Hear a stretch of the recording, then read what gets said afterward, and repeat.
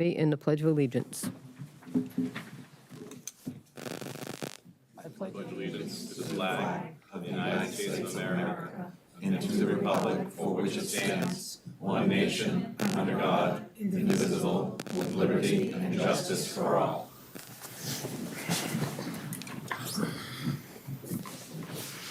Thank you. Okay, so we have a lot to get through tonight, so we'll start right out with Town Accountant Darlene Lucier with the current fiscal year operating budget.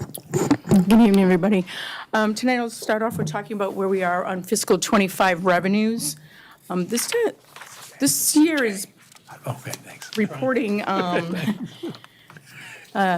decline in a lot of our revenues. Most of the time that on reporting revenues, we're seeing increases in a lot of our line items. We are finally seeing a decline in our revenues, so I think we're hitting the slowdown period.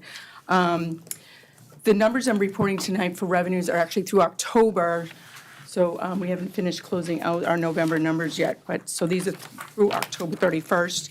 Revenues through October were about 34.2% of our $162 million budget.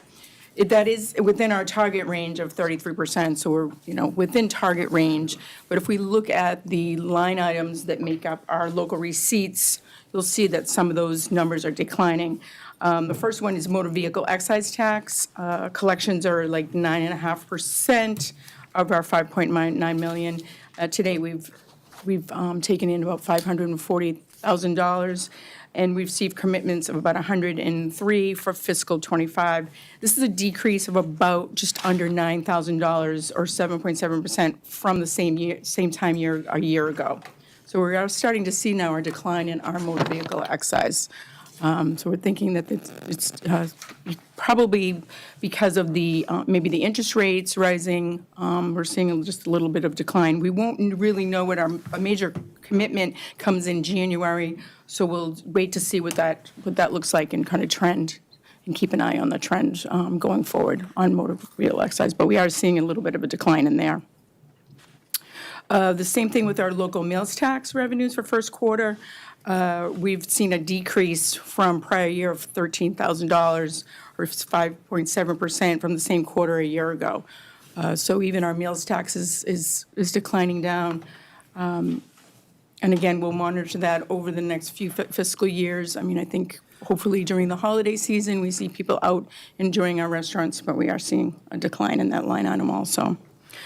One line item that's actually doing well is our hotel and room occupancy, where actually this is the highest amount we've ever seen collected. We've, for our first quarter, increased just under $30,000 or 18.2% for the same quarter. But again, we are housing, the hotels are housing the homeless, so we're getting state monies in from that. So that's probably why we probably have not seen a decline in that line item. We've also seen a decline, this is probably the first time in a while too, is building permits. We're declined by about 24% from a year ago. We're not seeing any large project activity. We do have a couple projects that are out there that haven't pulled permits yet. So when those projects do get pulled, David Hedison has a couple, they haven't pulled those permits. We'll see some increase there. But just in overall building around town, we're not seeing any building projects. Also, again, I think with the cost of higher interest rates, those creeping up, people are probably slowing down with their building permits with their homes. On the interest earnings investment, we've actually increased 40% over the same period of last year, but we need to be cautious there because we expect the trend to decline in future due to the lower market interest rates. Since September, the Fed Reserve lowered the interest rates by 0.75%. So we got to be careful there that even though we've had a percentage going forward, we're probably going to see a decline in that interest rate from the investments. So again, we'll monitor that closely. Tax revenue, property tax revenue is pretty much the same from last year. So overall, we're seeing a decline in a lot of these line items that we haven't seen probably in the last 5 to 8 years that I've been reporting this to you. So we're going to be cautious and we'll be monitoring this going forward. On the expenditure side, again, I don't see any major issues with anybody or concerns with the departmental expenditures. If you look through the list and the percentages, everybody should again be around. The numbers that I'm giving you for expenditures are actually through November. So we should be right around like under 40% spent. If you look at you'll see some line items that are like 70% spent. Those are like our benefit lines. It's because on July 1st, we send out we send out Middlesex and a lot of stuff that go out July 1st. We get discounts if we pay ahead. So that's why that line item, it looks right off the bat that looks like that we've expended, but we send out all of our money to Middlesex and to benefits line items for that. So that's why those look a little skewed. But everybody, all the other departments, I see no concerns. None of the budget, department heads have reached out to me for any budget concerns going forward for '25. What I do is just kind of give you our two largest enterprise funds are sewer and stormwater, where they're at. I don't see any issues going forward, again, with sewer and stormwater. The numbers the revenue that they've collected for sewer through October is 2.4 million. Their expenditures is only 1.2, so they're well under their expenditure, their revenue that's coming in. So I don't see any issues there. With stormwater, their revenues are just a little under, but some bills have just gone out, so they haven't come in to be paid yet. Talking with Christine Clancy, but again, they're just under a little over their budget by $40,000, and they'll make that up when that revenue comes in. So there's no issues there in stormwater. What I'd like to do is just go through our special revenue funds. These are funds that, if you see there, we have like our senior lunch program, school lunch, the revolving accounts, any reserve for appropriations, and then other revenue and donations that are specific to what the donation is for. Starting with the senior lunch program, they've done fine. You'll see there's these funds, they always have a carry forward balance. These balances at the end of the fiscal year do not close to the general fund. They stay within the fund, so they roll over. So they started with $51,000. At this point, they've got just under $34,000 balance. So there's no issues there with the COA lunch.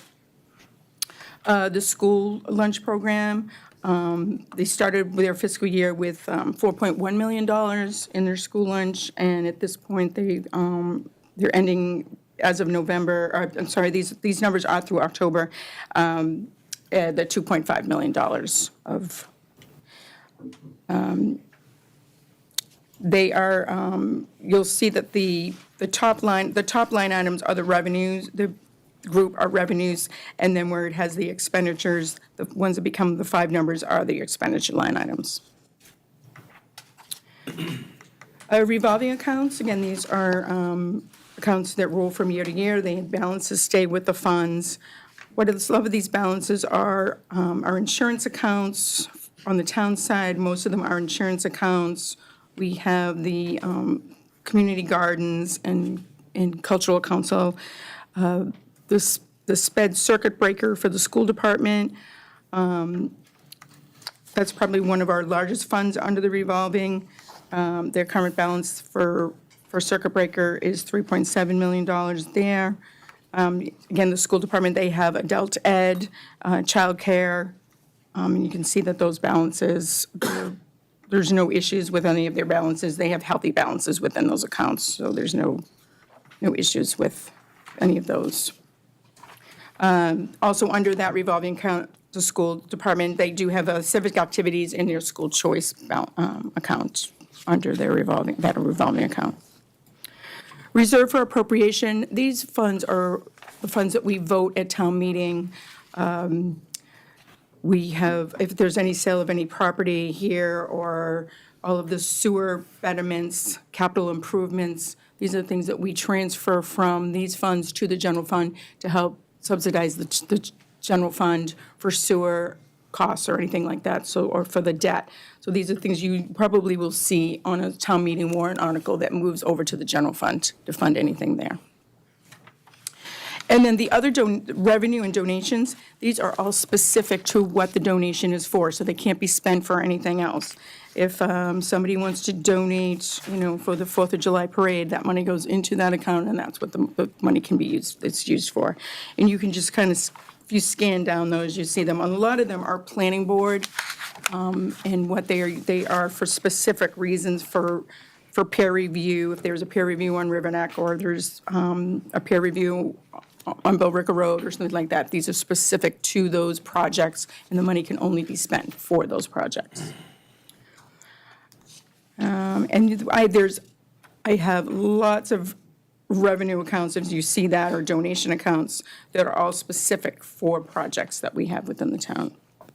And then at the end of it, there is with the same thing, the school has those, they have their transportation, they have their athletic funds. Those are specific, and student activities and turf fields specific to the donations to those accounts. So going forward, we're just going to really monitor the revenues. I'm really concerned about seeing these declines, so we'll see how the fiscal year pans out. We're only into the first quarter, so I'll be back to report where we are when we're probably 6 months in. Okay, thank you. Any questions for Darlene before we move on? Okay. All right, next up is Finance Director John Souza with the proposed fiscal 26 capital improvement plan. Good evening, everyone. So the Capital Planning Committee just completed its work for this season last week, and back in November, the committee reviewed 22 projects totaling $6.46 million, and we recommended at our last meeting to recommend the funding for 19 projects totaling $5.96 million. This slide shows a breakout of them by functional area, and you can see where the investments are. The first two for community services for the Council on Aging and the library, that accounts for about 18% of the plan. Next two groups for public safety for police and fire, that accounts for about 9% of the total. And then public works and public facilities accounts for just under 30%. And then you can see school buildings accounts for about 46% of the plan. So we'll take on this slide, we'll take a look at the financing of how this would work. So all of the projects you can see total just over $5.9 million. And then we have 27,000, just over that, in recaptured funds. And we may have mentioned this in prior years, but just as a review, recaptured funds are funds that are left over from projects that were approved in prior years, but the projects have been completed, and sometimes there are small balances in those accounts. And so those come back, and we can use those to lessen the amount that we need to borrow. So you can see that $5.94 million would be borrowed with municipal bonds to finance this plan. And then we'll take a little closer look at all of these projects. So the first one is for $170,000 is to replace the senior center flooring. That goes back to when the senior center was renovated in the late 80s. That's 35 years old. There's a number of condition issues there. The next three projects are for the public library. The first is a repaving project for $365,000. That's to address some pavement and curbing issues in their lot, address some safety concerns. So that's to replace all the paving and curbing. The next is a computer replacement for $60,000. That's to replace a number of the computer stations in the library for both staff and those used by patrons of the library. And then this is the second phase of the HVAC system replacement for the library. You may have remember from last year that was the first year that we had funded $450,000 for the library. It's going to be in the design process, but it really needs, the whole system needs to be replaced because it goes back over 20 years and it's at the end of its life. The next project involves the repaving of the rear parking lot for the police station for $405,000. There's a replacement of a command staff vehicle, an SUV-type vehicle for just over $111,000. And then the next series of projects involve Department of Public Works. You can see there $375,000 for sidewalk improvements, $425,000 for road improvements. let's see, the DPW is proposed to replace a mini excavator for $130,000, as well as a older 2003 sidewalk snow clearing piece of equipment for $210,000. And then continuing, the next few projects are for the facilities, municipal facilities. There are 2 older pickup trucks that are proposed to be replaced, 2010 Colorado and a 2008 Ranger. Was explained that at capital planning that the idea is to replace those lighter duty trucks with a heavier duty pickup that's capable of being used for snow plowing operations, since we have fewer and fewer contractors wanting to plow for the town. And then the next one involves ADA improvements at a number of parks, playgrounds, and open space areas. The next project involves renovating 6 restrooms at the town office building for a cost of $180,000. And then from there, we move into the public school building. So the first one, this actually is for $877,500. This involves multiple school buildings. So what's proposed here is, it's very similar to the project that was completed at McCarthy, is to renovate and secure the front entryways for 4 elementary schools, as well as Parker Middle School.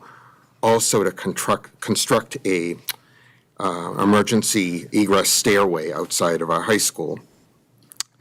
The next project involves a partial roof replacement at Center Elementary School for $130,000. And then the next project is for $60,000 is to replace the hot water heaters at South Row Elementary School that has aged over the years. And then the next project, you remember last year in the capital plan, the design work was funded. This is to fund $1 million for the partial roof replacement at McCarthy Middle School. And then the last project includes $700,000 to replace 4 older boilers at McCarthy Middle School. So that gives you a summary of all the projects in the plan that total $5.96 million. And then finally, the next slide is just one that, as we've said in past years, the amount of funding in the capital plan varies from year to year, as well as the allocation between general government and our public schools. And so for the upcoming fiscal year, you can see there from the slide that of the $5.96 million school facilities, that total of $2.76 million accounts for just over 46% of the total. So it gives you some idea of how the funding is allocated. So that kind of gives you an overview of the whole plan. If there's any questions, I'll be glad to answer those on capital. I have a quick question. Sure. What percentage of the town-owned buildings are school buildings?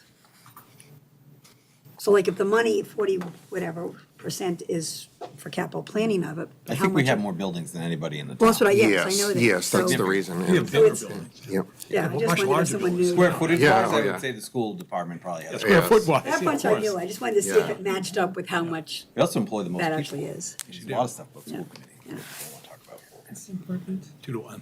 I have a question, but it would go back, I think, to Darlene. How do you account for new revenue from taxes for completed construction? So let's say that, a house comes on with a full occupancy in the middle of a fiscal year. How do you account for those additional revenues? Is that something already anticipated in the revenue stream? So do you want me? Yeah, help I that? put John, Yeah, so, because I don't do Yeah. I don't get involved in the budgeting process. So Oh, sorry. yeah, that's okay, that's what John does, the budgeting. yeah, so for under the work of the assessor's office, what they would do is, Chelmsford's a community that we capture the growth through June 30th. So basically, all of the growth that they see, new construction, whether it's homes, commercial buildings, they capture that up to June 30th. And then they bring that forward for the, for the fiscal year that we're in. So they would have had to complete all of their work. They would have had to account for any new growth. They go out and survey all of the work, they go through all the building permits, they comb through those, look for new growth. And so they would have had to have seen, that building constructed or be finished by June 30th. If not, like if it's a big development that's in process, like the one on Princeton Street, they assign a factor to it. So if it's 10% completed, 20% completed, they can capture some new growth for the town's revenues. They just wouldn't be able to capture all of it if it's under construction. And in this budgeting process, that's already anticipated? Yeah, so I don't know if the chair of the assessors wants to elaborate on anything to that, since we have some, yeah. Need to elaborate, John, you described that perfectly. all right, no, thank- Exactly what we do. Yeah. So essentially, I think my question more is it's already anticipated in this. Yeah. Whatever the percentage of completion would be. yes, and I'll Paul's, get to that yeah, shortly, yeah. Paul's presentation, he'll be talking about that. Can we get capital budget to fix that noise? That's just a regular work order. Okay, if there's no other questions for Paul, I'm going to invite Denise Pigeon from Neshoba Tech up here to give a presentation about Neshoba Tech. Sure. Thank you so much. Good evening, everyone. Thank you for the invitation. I just want to say on behalf of Neshoba Valley Technical High School, it's a real honor to be invited to come here each year for the tri-board meeting, and I do appreciate it. I feel like it's a wonderful opportunity for all of us to learn. So thank you for the invite. I'm Denise Pigeon. I know there's a few new faces here, familiar faces, new faces. I'm the superintendent of Neshoba Valley Tech, and as you know, you can go to the next slide. Neshoba Tech is it's your local high school that serves Chapter 74 technical programming needs. So we are your vocational high school and proud to be serving Chelmsford. You can go to the next slide. I always like to share, we have a very large school committee, so they are not all here this evening, but you do have several members that are present tonight. Sitting right next to Pat, who is one of them. Harrison is also with us in the audience, and I know Lawrence has logged in online, and Jody is here as well. So very well represented by the town of Chelmsford. In addition to that, I did put a star next to the names of the folks that serve on our budget subcommittee. Because we do have such a large school committee, we break out into subcommittees. And Chelmsford has always had a very strong representation on our budget subcommittee. So I just wanted to make sure that everybody in this room knew that. Next slide. Again, what do we do and who are we? Again, we serve your Chapter 74 technical program needs for the town of Chelmsford. 47% of the students are enrolled in some sort of a construction or transportation cluster program. 31% of the students at NT are enrolled in health and services, and 22% in arts and technology programs. We offer 18 different technical programs that the students can elect between. I also wanted to share that we are in another year of being able to offer a completely funded by the state program for adults at night, and that is called the CTI initiative. This is a real game changer for people. If there's someone who's unemployed or underemployed in the region, the state is fully funding this program. They would work with the local mass hire, and they have the opportunity to participate in a 200-hour training program. We're offering cohorts in automotive, plumbing, CNC machine operator, and electrical, and these cohorts are ongoing. So if you know anyone in the area that's interested, please send them to our attention so that we can continue to run these programs. When we talk about budget, we have to talk about enrollment because the way the assessment works, it's pretty much driven by enrollment by town.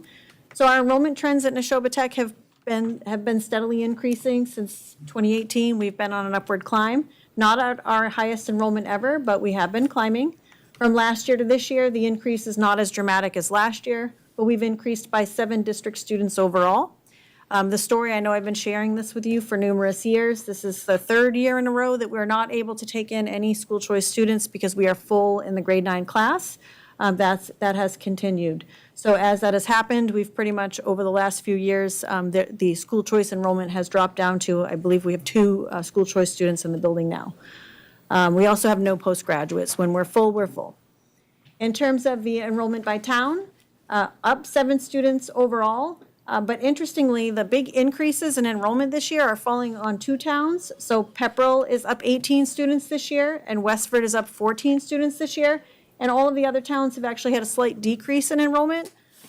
In terms of Chelmsford specifically, we estimate 27.5% of our student population for the FY26 budget will be Chelmsford students, which is down slightly from last year.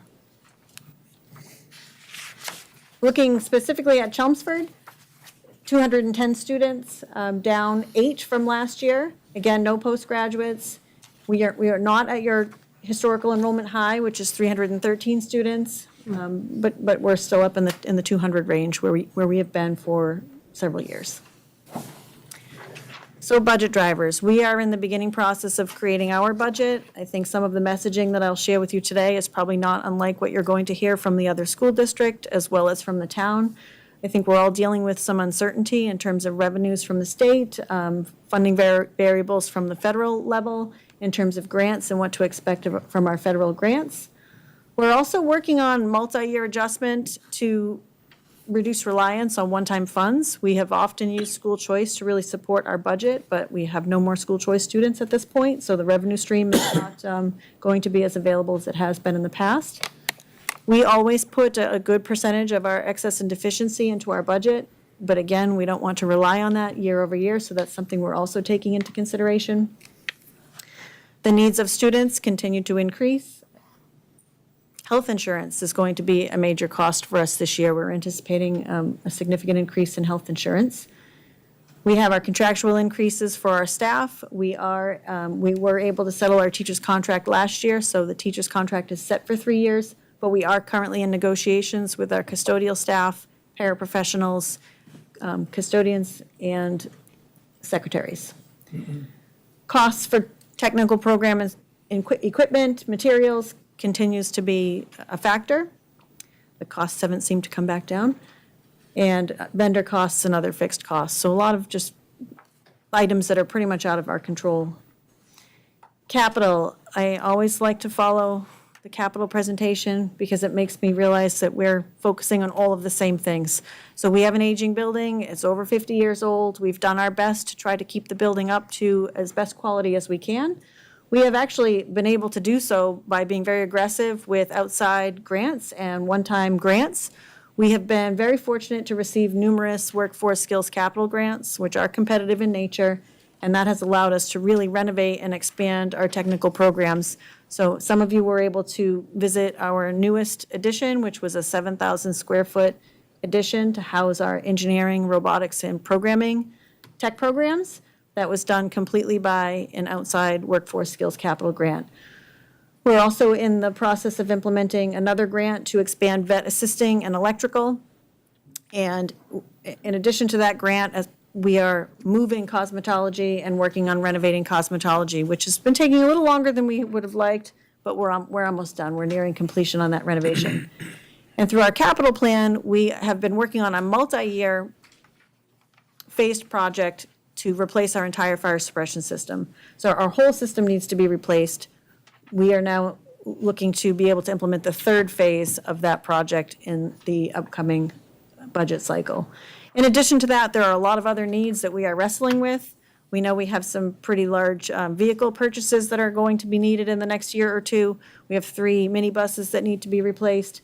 We also have the remaining sections of the fire suppression system that we need to implement. We need to replace all of our exterior doors in the coming years. We have one section of the roof we need to work on, boilers. Our parking lot is really hitting the point where it's going to need to be replaced. We're looking at possibly doing the front portion and then the back parking lots in years that follow. And then HVAC is really the very large expense that we're working on. Every time we've received a workforce skills capital grant, we've been strategic. We've replaced the HVAC as part of the grant for that particular program. But we have a very large building. We have a lot of HVAC equipment, and we don't yet have an HVAC tech program to help us out at Neshoba Tech. But it's something we're thinking about, So looking ahead, not necessarily in FY26, but in FY27, we are looking at our options to potentially go out with some type of bonding to be able to really accomplish some of these big significant items that we need to do that's not possible through the annual budget process. So we're working on that. In terms of our process, our next steps for us, we're right in the middle of development of the budget. We'll be presenting over numerous weeks to our budget subcommittee and then our full committee. We work our timeline backwards based on our first town meeting, which is going to actually be in March. March 22nd is our first town meeting in Westford, so our budget timeline works backwards from there. We have to vote our budget no later than February 4th in order to meet our timelines. And I'm glad to answer any questions. Just on Westford, is there a trend, is it's gone up, is there any particular reason? Why the enrollment is going Yeah. up? Their enrollment has gone up the last few years, but they previously had a dip in enrollment for a few years. This is just what you see. I don't think it's unusual to see up 5, 10 students, down 5, 10 students. I think it depends on a whole range of variables. So there's no specific reason that it's going up? Not that I can speak to, no. Okay, any other questions? I just want to say thank you. Well, thank you. You don't get to come to all the meetings, but we thought we'd talk about you a lot. Maybe you Hopefully better it's all start- good. All good things.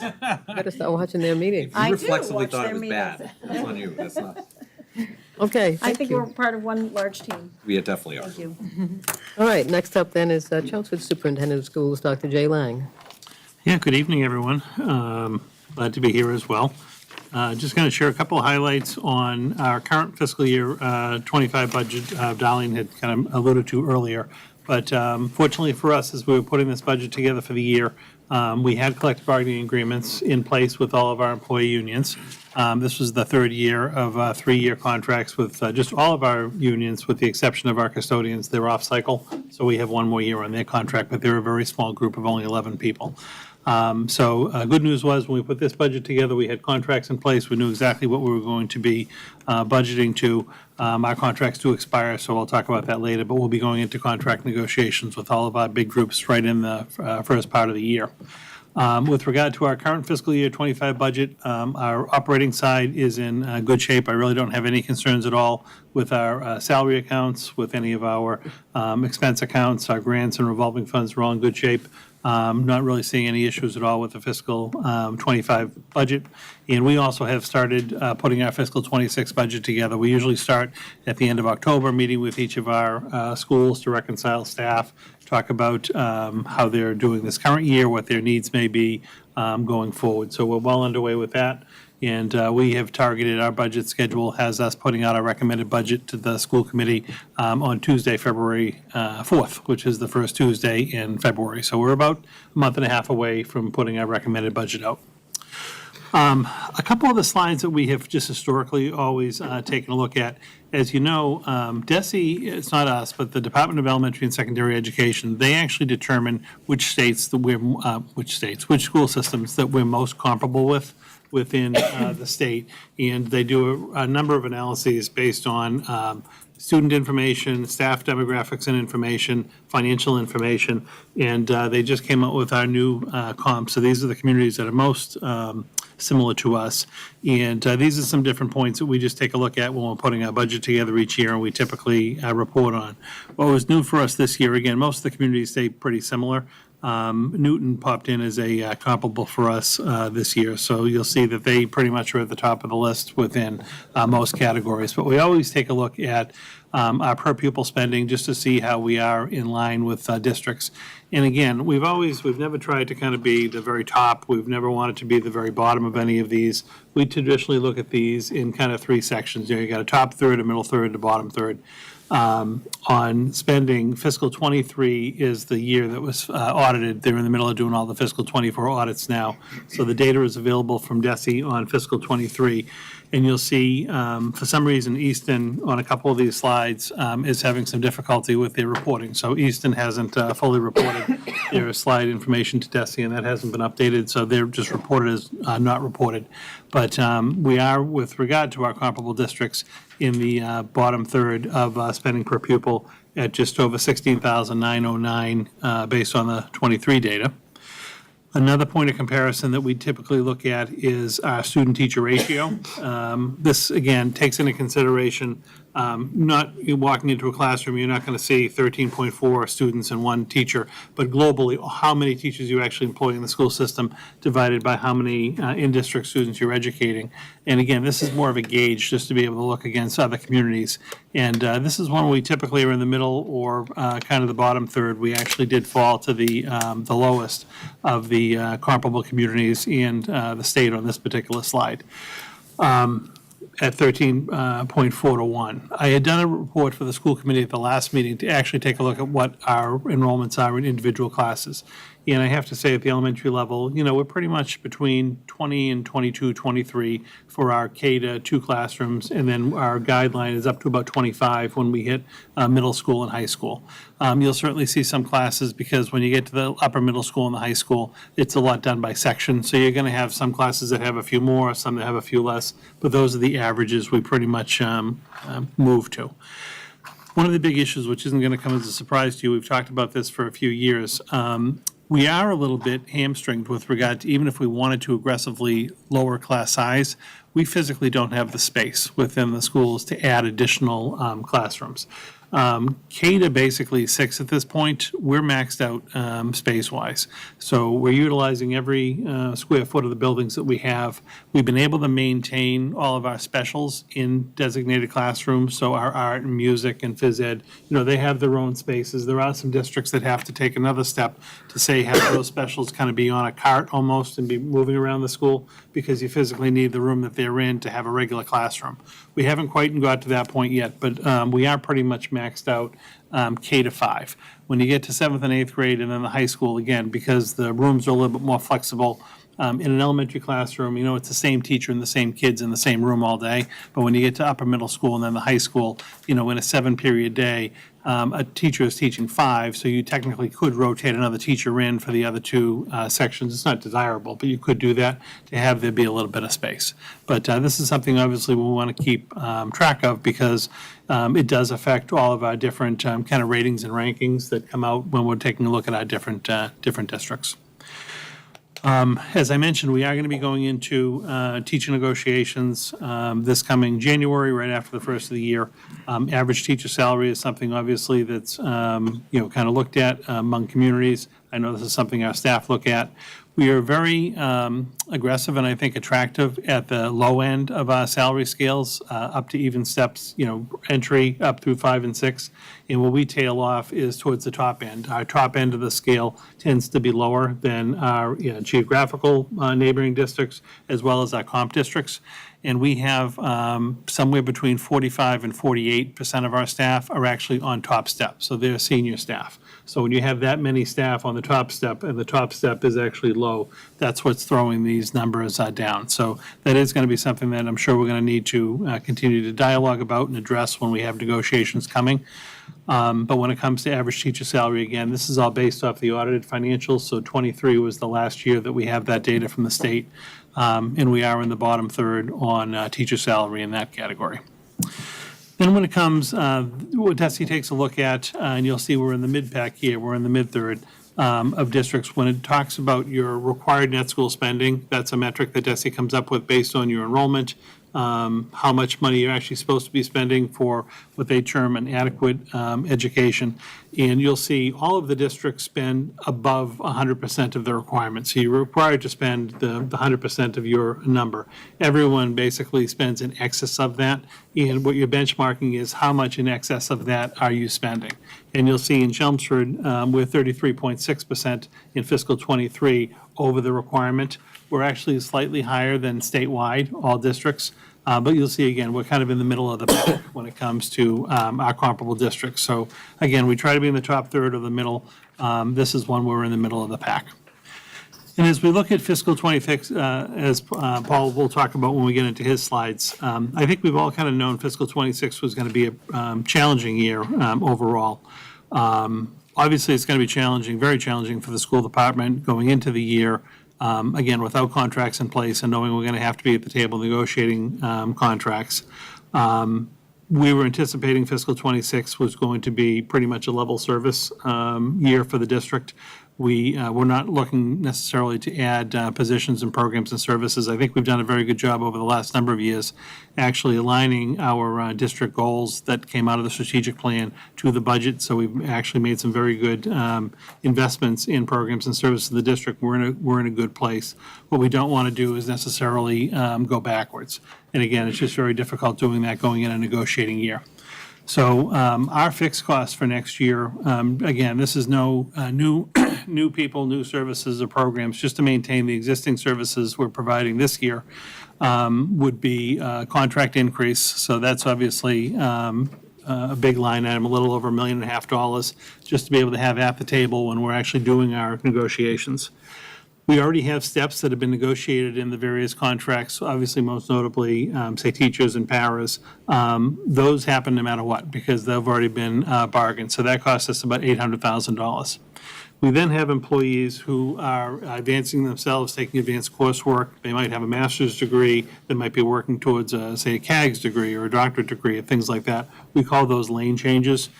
So the staff have to actually notify us in the fall if they're working on an advanced degree, and then we obviously, that helps us to be able to budget for that, but that cost is just under $150,000 in next year's budget, and again, that's a fixed cost. We then have about $130,000 worth of early retirement incentives. So this is if staff tell us ahead of time that they're going to be retiring at the end of the school year, they get an incentive that helps us, obviously, when it comes to budgeting, as far as being able to assume a cost savings from an individual on the top step retiring and being replaced by, we use an average of Master Step 3 as an incoming staff member. So there's a good, approximately $30,000 savings in most positions that we're budgeting. We want to be able to get that number. So that certainly helps us. But just, coming out of the gate, we're looking at about $2.6 million in just wage-related items in the contract that are fixed costs for level service. And then when we look at non-wage items, we have several contracts that are in place for next year, which is great because we know what they're going to be. Our big bus, regular ed transportation contract is going up just over $250,000. $229,000. We contract for 29 big buses that run 3 runs during the morning, 3 runs in the afternoon, obviously provide services to our sports teams and clubs and whatnot. We've specialized transportation in district. You'll see like some mini vehicles, 7D vans that move a lot of our special education population from home right to school. And that contract has a $171,000 increase for next year. We are anticipating, as always happens, OSD is a state agency that regulates what the out-of-district tuitions that we pay to schools. So we're a member of actually Valley Collaborative. So if we send a student who we can't address their needs in district to Valley Collaborative, there's a tuition we have to pay. If they go to a private school, there's a tuition we have to pay. It's all approved by the state. But we know we're looking at approximately $250,000 worth of sped tuition increases for our kids that are already in those schools, as well as we have a couple of kids that are kind of in the pipeline right now figuring out if they require those types of schools. Paul will talk more eloquently than I can about the utility contracts and the increases that we're looking at for next year, but that's basically just a figure that we plugged in to help with our utility cost increases. And then we have some random contracts for services, much smaller level, but we already have the contracts in place for next year. That would add about $65,000 of value to existing services for fiscal '26. So when you take a look at our wage and non-wage, we're right around $3.5 million of just actual fixed costs to supply the same services and programs that we're providing this current fiscal ~25 as we look into fiscal '26. Again, for us, when we're going into this, we do budget in the school department budget an allocation for raises, because when the school committee is at the table negotiating, they can reach agreement and then implement a raise. I know on the town side, often that's negotiated and then comes as a separate act at town meeting. That doesn't happen within school departments. So we do have that number actually included in the budget, and that's a set aside for employee wages during negotiations. So more to talk about later, but just wanted to kind of let you know where that number was coming from, about $3.5 million just for our level service budget for next year. Okay, any questions for Dr. Lang? Just comments, I appreciate that they put in the slides showing that, when it comes to what we're spending compared to other towns, we're kind of at the bottom in terms of per pupil and our teachers, but if you had other slides showing academically, you would find us we're towards the top more. So we're getting a big bang for our buck. And this is just our comparables, just looking at the per pupil, we're at 69. The state average is over 20,000, almost 21,000. So we're almost 3,000 or 4,000 less than the state average per pupil, and we have 5,000 pupils. So, we're the money we're spending it pretty effectively, I think. And, to continue to do that, we need to continue to have those funds to do that. And the other thing to point out is on that last slide, as Dr. Pigeon said, a lot of those items are out of control. Even without wage increases, raises, we're still looking at $1.9 to $2 million increase just on salary, lane changes and steps and all that stuff. So, when we look at numbers later, proposals, we're looking at, without even negotiating a contract, $1.9 to $2 million right there. And then we have to negotiate with our teachers, which are, 75% of the workforce in town. So. Yeah, I do think, and I don't want that to be, understated, because we have obviously produced reports around like finances and spending and things like that. I do think the residents and the schools and the staff really do get a very good return on the investment in education. We obviously don't get into the academic performance here, but the programs that we provide, what you will see on our again, academic kind of standing, is we are typically in the top third when it comes to looking at the data. So the town is getting a very good bang for its buck when it comes to education. We offer some excellent programs and services. I think what we hear constantly from our parents and our community in Chelmsford is that they appreciate what they receive in the schools. And it's obviously something we want to continue to support and continue to provide at a high level. Paul, I'll turn it over to you. Okay, thank you. All right, Paul's going to wrap things up and tell us where we go from here. Well, it's getting worse from here. Let me just, some opening comments. Things are just happening in real time. Our tax rate was approved today, so the numbers that you're going to see here and are presented are final and accurate, and I will commend the assessors. They presented to the board about a month ago their projections, and they were spot on. And again, I think it's just symptomatic of the quality that we have in schools and the general government and so forth. I think we're all very proud of what we do and how efficiently we do it. The big message is we're just being overwhelmed by outside factors. Part of that being inflation, and then part of it being the state, quite frankly. The other thing that happened out today is the state released the draft guidelines for accessory dwelling units in anticipation of the new law becoming effective February 2nd. They're having informational seminars in the weeks ahead, as well as public hearings, and we expect the draft regulations will be approved by sometime in February around the implementation of the law. This follows, as you know, the MBTA Communities Act, which also is driving the state's goal and mission of producing additional housing units.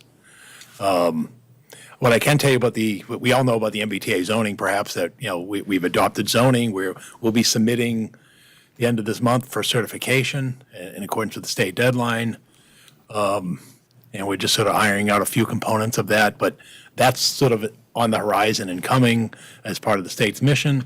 And then today with the ADU units, basically the draft regulations almost affirm what the state law, no surprise, meant was basically you've got to accommodate accessory dwelling units. And that's what the definition of reasonable is. And some of the things are being clarified. So for example, someone said, well, is it only single family zone districts? No.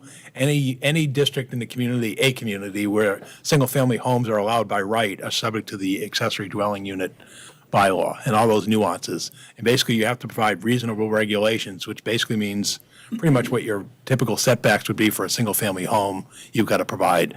Why I mention that is that means in the future, we're likely to be impacted as a community and a region in accordance with the state's mission with additional units which create demands on services, schools, public safety, public health, and so forth. That's the big thing. And then the big thing that's different now is sort of the inflationary environment that we're involved with. and this wasn't a total surprise. I mean, I remember releasing a report to all of you back last March, a 3-year projection of what was coming. And then more recently at Fall Town Meeting, our Finance Director, John Souza, gave a 5-year financial forecast. And none of it has changed. If anything, it's gotten worse. And I hate to be a harbinger of doom. And I'm telling you, when we're going to talk about revenues tonight, I'm really trying to push it because I want to be credible with the community, whether we're at the bargaining table or we're at the town meeting or we're at the board meetings or what have you. We have to be credible, and therefore, I'm trying to do that. But it's coming from all sides, even today, and not to pick on NIMCOG or anything else, but the proposed assessment that's going to be discussed next week at NIMCOG is an 8% increase in the assessment to the member communities. Not that that's going to break the town of Chelmsford, whether it's 8% or 4%, but it just shows you the climate that's out there. As best that I can determine at this point in time, and I say at this point in time because similar to what Dr. Lang suggested, at the end of next month, I've got to produce a budget for town meeting that'll then be reviewed by the finance committee and the town meeting reps, and then hopefully allow us to operate in the upcoming year. And certainly, let's all acknowledge this is a period of tremendous uncertainty. We got a new administration going into Washington next month, promising dramatic change, and nobody seems to know what inflation's going to do in the future. And if there's anything that's different now than it's been in the last decades, and I'll use the word decades because we haven't seen this as a country since the late 70s, it's the inflationary aspect. The problem is that Proposition 2.5 isn't indexed to inflation. And why that matters is 76% of the town's revenue comes from the property tax. Okay? So, and that worked fine in the 80s, and the 90s, and even in the 2000s and the 2010s and so forth, when inflation, and you'll see a slide soon on inflation, but when inflation is running 20% in 4 years, or whatever metric you want to use in the current years, 3 years, 4 years, 5 years, whatever, it doesn't match up. And that's what's different. We're not doing anything wrong. In fact, I was talking to Dr. Lang Saturday. You have the same number of teachers in the Chelmsford Public Schools teacher positions as you did 10 years ago with similar enrollment. And you'll see stuff on the town side as well in terms of our public safety officers and highway department officials. We've not been bloating ourselves by any means.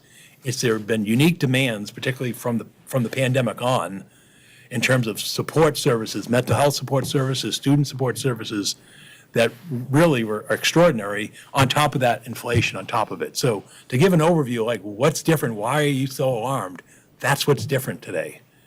And why I mentioned the state is in the past, the state has been a partner, a stronger partner, I'll say this, to cities and towns. And we know the problems the state's dealing with the MBTA service and operations, again, an issue of housing and so forth. I just don't see that the state's going to come to our rescue. And so we'll dive into it. As best I can determine, I'm seeing a budgetary shortfall of about $2.5 million. And I've sent materials out to the boards here this evening, as well as department heads, over the last several weeks, just to introduce this and also familiarize it. So forgive me if some of the stuff you're hearing tonight is repetitive to you, but I'm also mindful that we may have an audience watching this for the first time and a sort of trying to put perspective. Because our biggest challenge, what's different today, is how do we reach people to get them to understand what we're dealing with? Those 36,000 people in our community who vote, influence, and everything else in our community, it's hard to do now because there is no mainstream communication thing. We know our newspaper subscription is down tremendously. We know people aren't as active on boards and committees and so forth. And so that's our biggest challenge is reaching people because people have busy lives and full demands. So again, looking at a budgetary shortfall of $2.5 million, what's driving this are things beyond our control. We talk about fixed costs. We know, and John sits on the advisory board for Middlesex County Retirement System, we've got extraordinary increases coming in our retirement board assessment. That's a known.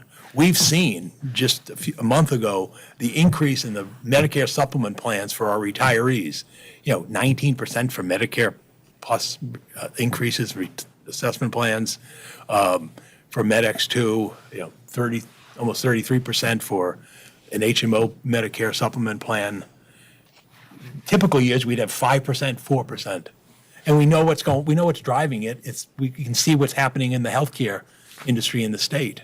We saw what happened with the Steward hospitals. And even if you put the Steward hospitals aside, you see the struggles that are going on at any of the hospitals in the state and the health insurance industry. And that's driving up costs, not to mention the demands on the health system in terms of emergency rooms and in terms of consumer demand for weight loss drugs and other prescription drugs that have just been unprecedented and are quite expensive.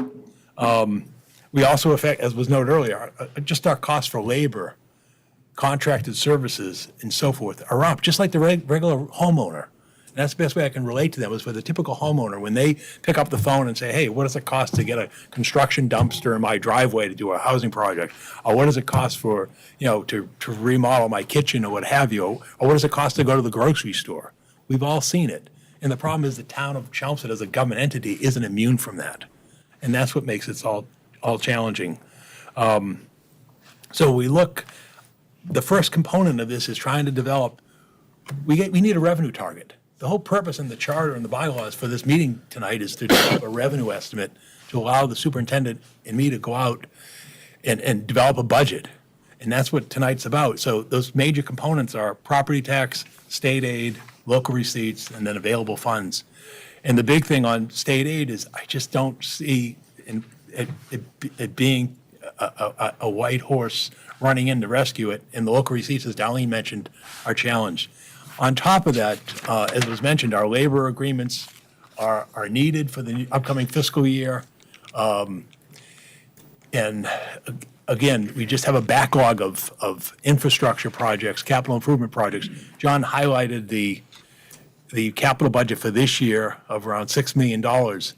We know the requests in the upcoming years are almost 40 to 50%, and even beyond that, above that. This year wasn't as much of a challenge, just the way it fell out in terms of random years.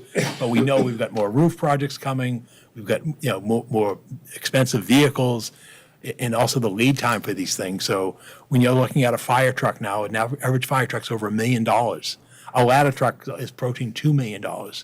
Not to mention it takes you 36 months sometimes to get these equipment, so you need the lead times. I hope Neshoba does do an HVAC program, because when we went out and recently, our public works director went out to bid for HVAC work, you get no bidders. And it's not because the town isn't attractive in terms of paying our bills or having quality work. It's because there just isn't the workforce out there to do this. And that's contributing to the inflation, is the lack of an adequate skilled labor force. One thing I want to mention, and I have this slide here, is about the draft strategic plan, because we're right in the middle of developing a strategic plan for the community, and we did get input in surveying from the communities. And I think the most notable thing of that, why I included this one slide on a project that's in progress, is it shows you the priorities, which we've always had and hopefully will continue with. And they asked about what are the most important things in the next strategic plan, i.e. what should Chelmsford be prioritizing in the 5-year future? Infrastructure, K through 12 education, smart, efficient management of public funds, public safety. So we're doing it right. It's just the problem is, how can we afford to continue to do it? And that's what we're going to discuss this evening. Here's my best estimate of revenues for the upcoming year. It's $168.4 million. This is not a conservative estimate, and I welcome your input. And in fact, at the end of the revenue component, I'm going to ask for a vote and consensus from the boards this evening. And we're open. This is meant to be a collaborative process, because we've all succeeded together, and we want to continue to succeed and pull together to the betterment of the community. But right now, we're looking at a budget growth of 3.38%, okay? The demands for level service are well beyond that. What we just heard from the school department was 4.74% for their level service increase. And so the problem is, it's a simple math equation. And the same thing on the general government side. 3.38% doesn't fit into 4.7 or otherwise. And the problem is, this isn't a one-year anomaly. Oh, if we could just smooth this thing over, we'll be okay next year. We can catch up. And that's why I was doing the multi-year projections. As you can see on this current slide, and we'll dive into it. The main component, as I said earlier, over 76% is the property tax. State aid is right behind that at 13%, local receipts at almost 8%, and available funds at 2%. Why I mention that is Proposition 2.5 constrains the property tax. And the point of showing the other numbers by percentages wise is even if you keep pushing the state aid and local receipts, it's not going to bail us out, folks. So whether it's a 3.2% increase in state aid, or you push it to 3.5, or your local receipts, and 4.8% isn't enough, push it to 5, whatever, that ain't gonna bail out the shortfall. And that's why I'm so troubled and really been wrestling with this thing for some time. So let's just dive into it. And I'm going to answer the question about the UMass West development. Here's the property tax. This is the big enchilada. This, again, 76.5% of our revenue. Okay, above the dotted line is fact. It's known as of today. It's known. That's our base levy, our 2.5% increase, and our new growth. And again, you look in the small, it doesn't include excluded debt because that's separate and it gets added on, but it's not material anyway. And again, we have no control over it because it ties debt service. So the baseline is when we go to the upcoming fiscal year, we have roughly $3.1 million we can assess in the 2.5% increase of our base levy of $123.5 million. That's a mathematical calculation.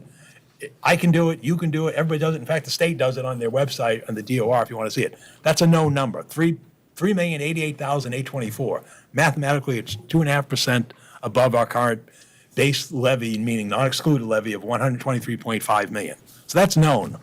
What isn't known is the new growth. What we do know is two things. We know our new growth history, and then we know where new growth comes from building permits, okay? We just heard from Darlene that building permits are down. I don't think that's a shock to anybody. If you drive through the community, you're not seeing the new construction or additions on homes or in commercial buildings that you would have seen 3, 4, whatever years ago. But if you look at the new growth history, this year was 1.5 million. Last year was 1.5 million. The year before that in 23 was 1.7. The year before that, 1.47. We can see what the trend is. And again, I can see in the building department in the permits. So what I'm projecting for the upcoming year, 2 years, is $2 million.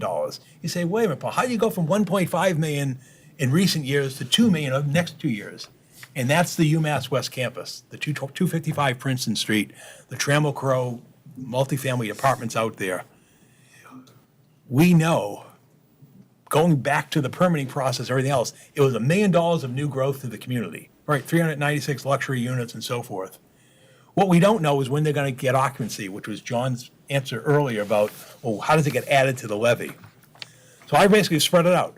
$500,000, assuming that 6 months from now, literally, half the units will be occupied, and then the other half will probably be after July 1, which would fall into 27, because when they were recently before, the developer was recently before the select board asking for permission to store propane and do indoor construction work this winter, they pretty much told us it's one winter only. So we know that it's going to be finished in the next, year and plus or so. We just don't know where it's going to be on June 30th. So I basically am using $2 million in new growth. Beyond that, I don't know of anything that's out there in terms of major development in the community that will hit our tax levy and rolls in the next 6 months. And if anybody has those, please share with me. But there's nothing out there. We're seeing some stuff go before the Board of Appeals and the Planning Board for some 40B projects, a daycare facility on North Road, which is, as you know, not very popular. Yeah, there'll be a building permit that comes with that when and if it gets through the appeals and gets done. But that's not going to add to our growth by 6 months from now. So anyway, I'm using 2 million. So again, where's the 4.12% come from? The 2.5% increase, and then the $2 million of new growth gives us $5 million in property tax revenue. So that's where you see the $4.3 million of activity there. We want to go back to the property tax bill. As I said, the tax rate was just approved today. This is what it means. The average home for the current tax year we're in right now is assessed at $634,510, the average single-family home. The tax rate was just approved at $1,390, which means the average single-family property tax bill is $8,820. You can see our ranking in the right-hand side. 1 would be the highest tax bill in the state, Weston, Carlisle, Sherburne, Dover, all that type of stuff. As you can see, last year we were 78, 77, 70. You can see we're around that late 70s mark, which actually is quite better than we were a decade ago. So people complain about taxes in Chelmsford. I say, well, where aren't they going up? And where are you going to go to escape them in eastern Massachusetts? And so in 5 years, the average single-family bill, because there's been a shift within this, even as our ranking has fallen, there's been a shift towards residential, because residential is going up everywhere else in the state compared to commercial. If you don't believe me, just look what's going on in Boston right now, where they're wrestling with the legislature, trying to save residential taxpayers by shifting their commercial base in what looked like now going to be a futile effort. It's because the values are there, because of the demand for housing. And you can see in 5 years, the average single-family homeowner has paid 19.8% increase in taxes, where if you just compounded 2.5% over 5 years, it'd be 13%. So obviously they're bearing a heavier burden. And the only way I can put it into hopefully a little more understandable term is if you take that $8,820 bill for the year and divide it over 12 months, the average single-family property owner is cutting a check to the town of Chelmsford of $735 per month. So that's the issue on the property tax. State aid. State aid. Again, this slide is known state aid. These are actual state aid numbers. As you can see, there's only 2 things to talk about in state aid. The big drivers are Chapter 70 school aid and unrestricted general government aid, what used to be called lottery aid, additional assistance. Those are the 2 big drivers. You can see how the other numbers just pale in comparison to them, and a couple of them are offsets which are allocated, like for the schools, for the school choice tuition. That just goes to them, but it's not part of the revenue base. And so it's significant. Here's the first one, Chapter 70. We had that windfall in fiscal year 24 of 18%, $2.18 million. That was an anomaly, and it's not going to happen again. As we saw this year, it was down to 3.81 million. You saw what it was before then. And so, it's a concern going forward with the state's revenue thing. So what I'm doing is taking this data and saying, okay, if our actual for 25 was 14.68 million, a 3.81% increase, let's move that up by 3% as a discussion point for the next 3 years. And I'll come to why I use 3%. On the unrestricted general government aid, that's been more consistent. 3%, 3.2%, 3.5% in recent years. It's a smaller number than Chapter 70. So the prior administration liked to index it to the growth in the state budget because it was an easier thing and they were less specific and benchmarked with the Chapter 70. That's, there is a Chapter 70 funding law, which they keep saying will be fully implemented. But as I think we saw earlier, we're likely not going to get windfall out of that unless the legislature again pushes up minimum contributions to all communities. So I think a 3% is consistent with the unrestricted general government aid. So when I look at the aggregate, I'm using a 3% figure of $22.5 million, which is technically 3.21% if you want to use the more significant digits. And why I did that is last Monday, in fact, the state holds its revenue hearing, much like we're doing this evening, and they bring in their experts, Mass Commissioner of Revenue, the Mass Taxpayer Association, and so forth, others, and they say, well, we need your forecast for what's the state budget going to grow in the upcoming fiscal year. And the Mass Commissioner of Revenue estimated at that meeting that the state revenues will increase by 1.9% to 3.1% above the forecast for the current fiscal year. So when I land at 3% increase in state aid, I think that's reasonable. I'm opening to hearing other thoughts if you think that that's not, if that's just too conservative, but That's why I chose 3%, figuring I was at the top end of what the Commissioner of Revenue was forecasting for the statewide, knowing that the state is dealing with some systemic structural budgetary shortfalls. Thank you. Local receipts, as Dolly noted, our local receipts are a little bit cautious this year. This is the budgeted local receipts for this year, $12.5 million. This was what was approved with the tax levy and so forth. The state deliberately is conservative with local receipts. That's just the guidance. No, when we go up in local receipts, we have to provide written explanation as to why we're going up in an estimate. And I guess what I'm preparing is for the year ahead is to actually start writing some written explanations. Here are the major contributors, much like the state aid. The major contributors are listed here. The big one is motor vehicle excise. It's over 40% of our local receipts. Right now, the budget is $5.9 million. Last year, we collected 6.1. The 2 years before that, it was level at 5.7. And you can see before that, the 2 years before that were 5.3. So again, we've got to be mindful of history and also be mindful of what's going on out there. If you remember a year ago, you couldn't get a used car and the prices for new cars skyrocketed. That's now waned. You can buy a used car and you can actually get money off the sticker price, like traditionally for new cars in there. And unfortunately, some of the plants are scaling back production and even doing some shutdowns, brief shutdowns, as you're seeing at Stellantis and Nissan and so forth. So that's a concern. Building permits. I highlight them in yellow because you can see the variance. The large multifamily residential developments cause these large variance in permits. So that's why you see the one here in 24 was the one for 255 Princeton Street, which was well over $1 million for that permit. And then back in 21, that's going back to the units on Turnpike Road, when we had the major units there.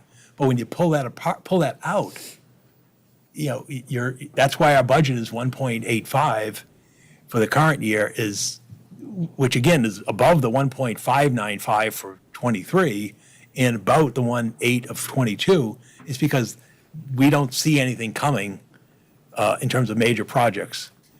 We are seeing growth in the meals excise. Investment income, as John and Darlene noted earlier, it's dependent upon the Federal Reserve and what's going on with market rates, because the town of Chelmsford isn't an investor in mutual funds and in the market. We are in a restricted investment, which is basically tied to indexes with the Federal Reserve.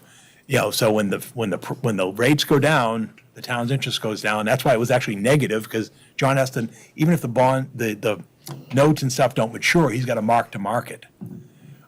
So again, that's why our estimate is 450 this year. Rooms excise, Darlene noted, the highest ever because of the people in the hotels. Well, it's not because tourism becomes so popular in the Merrimack Valley or in Chelmsford.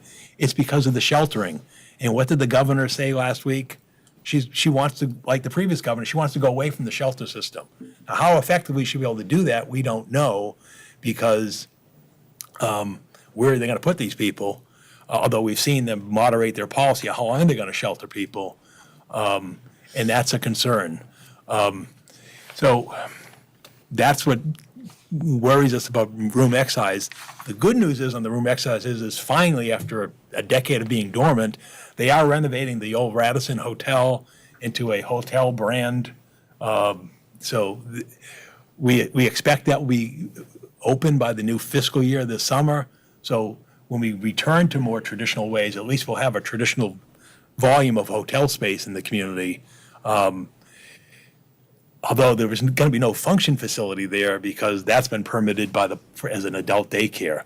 So you're going to have basically Holiday Inn Express on one side, and then the other side where the rooms are, you're going to have a hotel brand, but there's no function halls, there's no main kitchen, none of that other stuff. That's all being converted to a adult daycare. So that's the story. So when you come back to, well, what's your local receipt estimate? I'm pushing it up $13.1 million or 4.8%. Because I think that's more realistic. Because one thing we do see with local receipts, like anything else, is you get variance and waves in terms of things that you don't see. unforeseen permit project coming in, or the Fed bumps up interest rates, whatever. So to sort of account for those estimates on local receipts, when you see, 13.1, well, if you look, if it was, the anomaly again appears to be 24, was 15 million because of that extraordinary permit. But the years all around that are 12.5, 12.4, 11.7, 12.8, 10.8. I think 13.1, I think I could, I can comfortably put that forward. And then the last piece is available funds, which is miscellaneous stuff, as Darlene and John described. These are our offset funds that go to provide benefits that support enterprise funds, the PEG Access Enterprise Fund, Child Care Enterprise Fund, in terms of the benefits of those employees, because that's part of our budget. And the money that comes from the Sewer Capital Improvement Fund and betterments that goes to pay the debt for the projects. So again, you can see the number is pretty consistent, 3.8, 3.8, 3.7. So there's really nothing there to grab from. So to come back, to pull it all into one sheet, that's how I get the 5.5 million. I've been struggling. I want to pull this number higher, but I also think we have to be responsible in terms of where we're going. So again, I think I've explained the property tax at 4.3, 3.45% increase, the state aid at 3.21%, local receipts at 4.8. It comes out to 5.5 million or 3.38. And so what I think I'm seeking at this point is an affirmation, or if not, a consensus on what number to use for revenue, because we need a number to target this going ahead. And I think as much as the expenditure side is dicey, and we'll talk about that going and uncertain, certainly the revenue side is a little more certain, especially where 3/4 of your revenue comes from the property tax. So I'm going to stop there. I'll answer any questions, but Madam Chair, I'd like some sense of discussion and consensus as to, whether we're on the mark with this or believe me, if we're where we'd like to go. But I think this is a solid number in terms of what we would expect to see the budget for the upcoming fiscal year. Okay, any questions, comments, Paul, about this number? I mean, I guess I can start. I know he's been doing this for a long time. I respect the way Paul works so hard to come up with a number every year. And it's been so apparent that this has been troubling for him and weighing on him so much the past few months. So I would be supportive of this number. I don't know if anybody else has any questions, concerns, ideas? Madam Chair, Sure. I agree with you, and the town manager's overall logic, in my opinion, is unassailable as to how he gets to his final numbers. If anything, the 3.38%, and I'm a very conservative guy, I'm a little concerned about that number. But I would certainly say that I would not push that any more than it's been pushed. But again, the amount of effort that the town manager has put into this, the amount of thought, he's been telling the town for the last 6 months that we were going to be at the place that we're at now. So to all of us who have been listening, this is not a surprise, not at all. So I would absolutely support the numbers that he's put forth. Anyone else?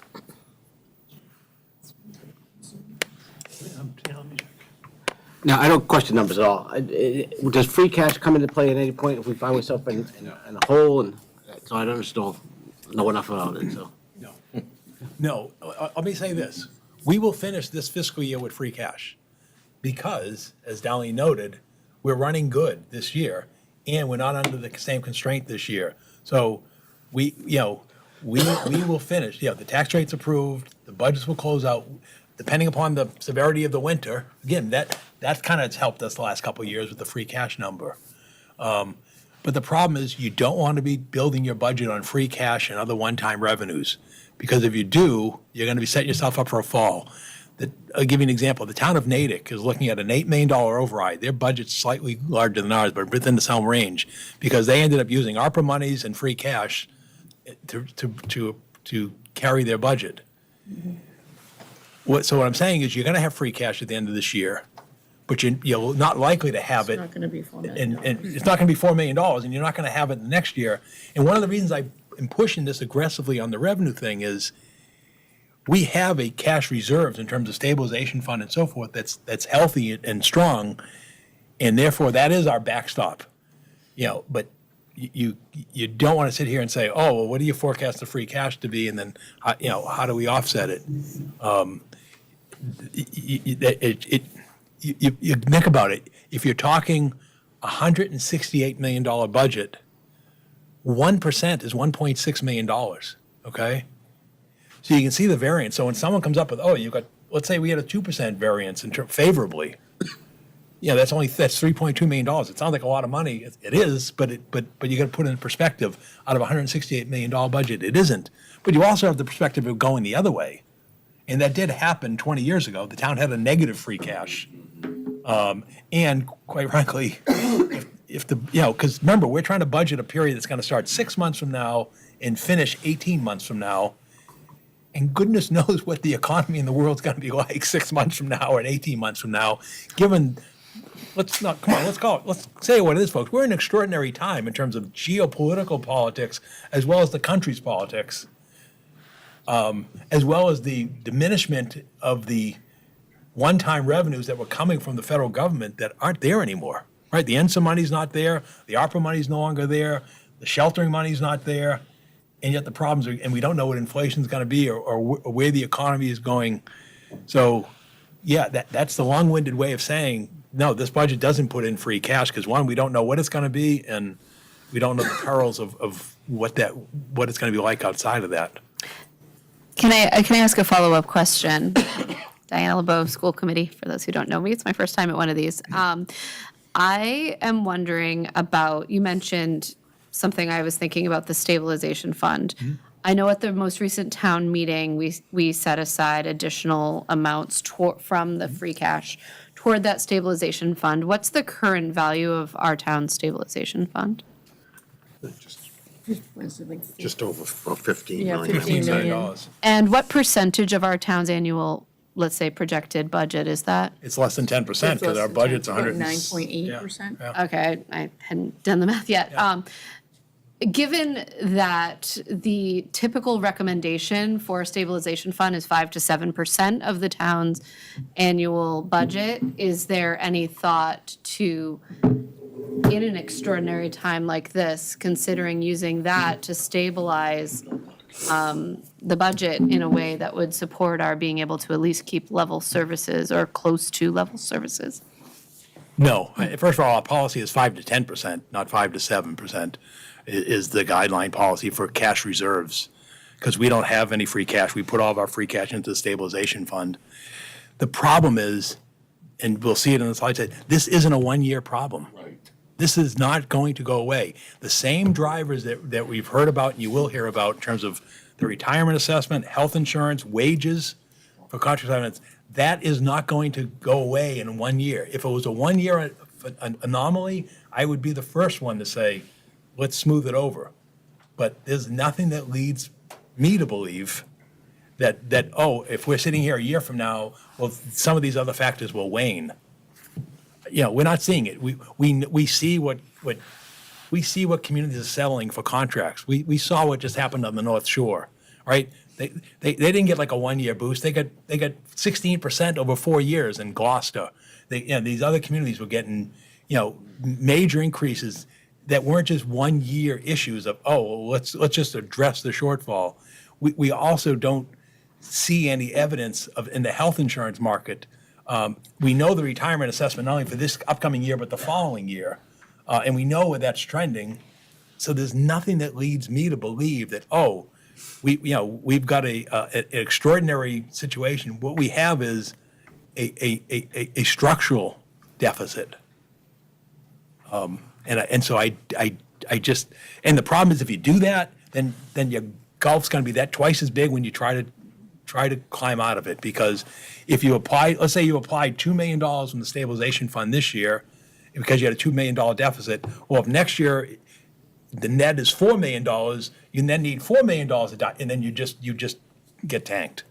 And you just can't come out of it, and then it affects the town, because if we do go and build a new middle school project, and then we have to go out and bond that, and our bond rating is decreased because of our lack of cash holdings, the town will pay for that in millions of dollars in debt service over the life of that project that would pale in compared to a short-term use of that cash. That So- did happen with us.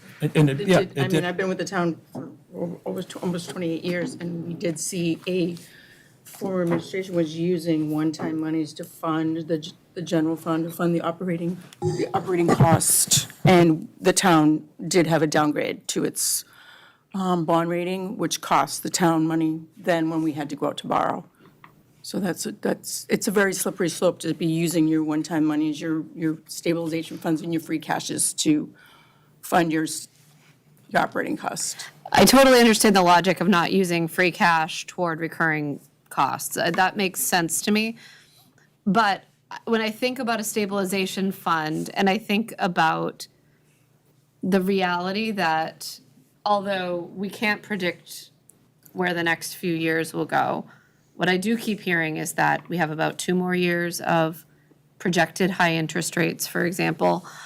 I'm just wondering what the money is, the stabilization fund is there for, if not to make sure that we don't have to have larger class sizes in our schools or begin to consider which buildings can go without necessary repairs or any of the other cuts that would need to happen if we are looking at a reduction in our level budget. I mean, what's the stabilization fund for? That's my question, yeah. Yeah. It seems like an easy question.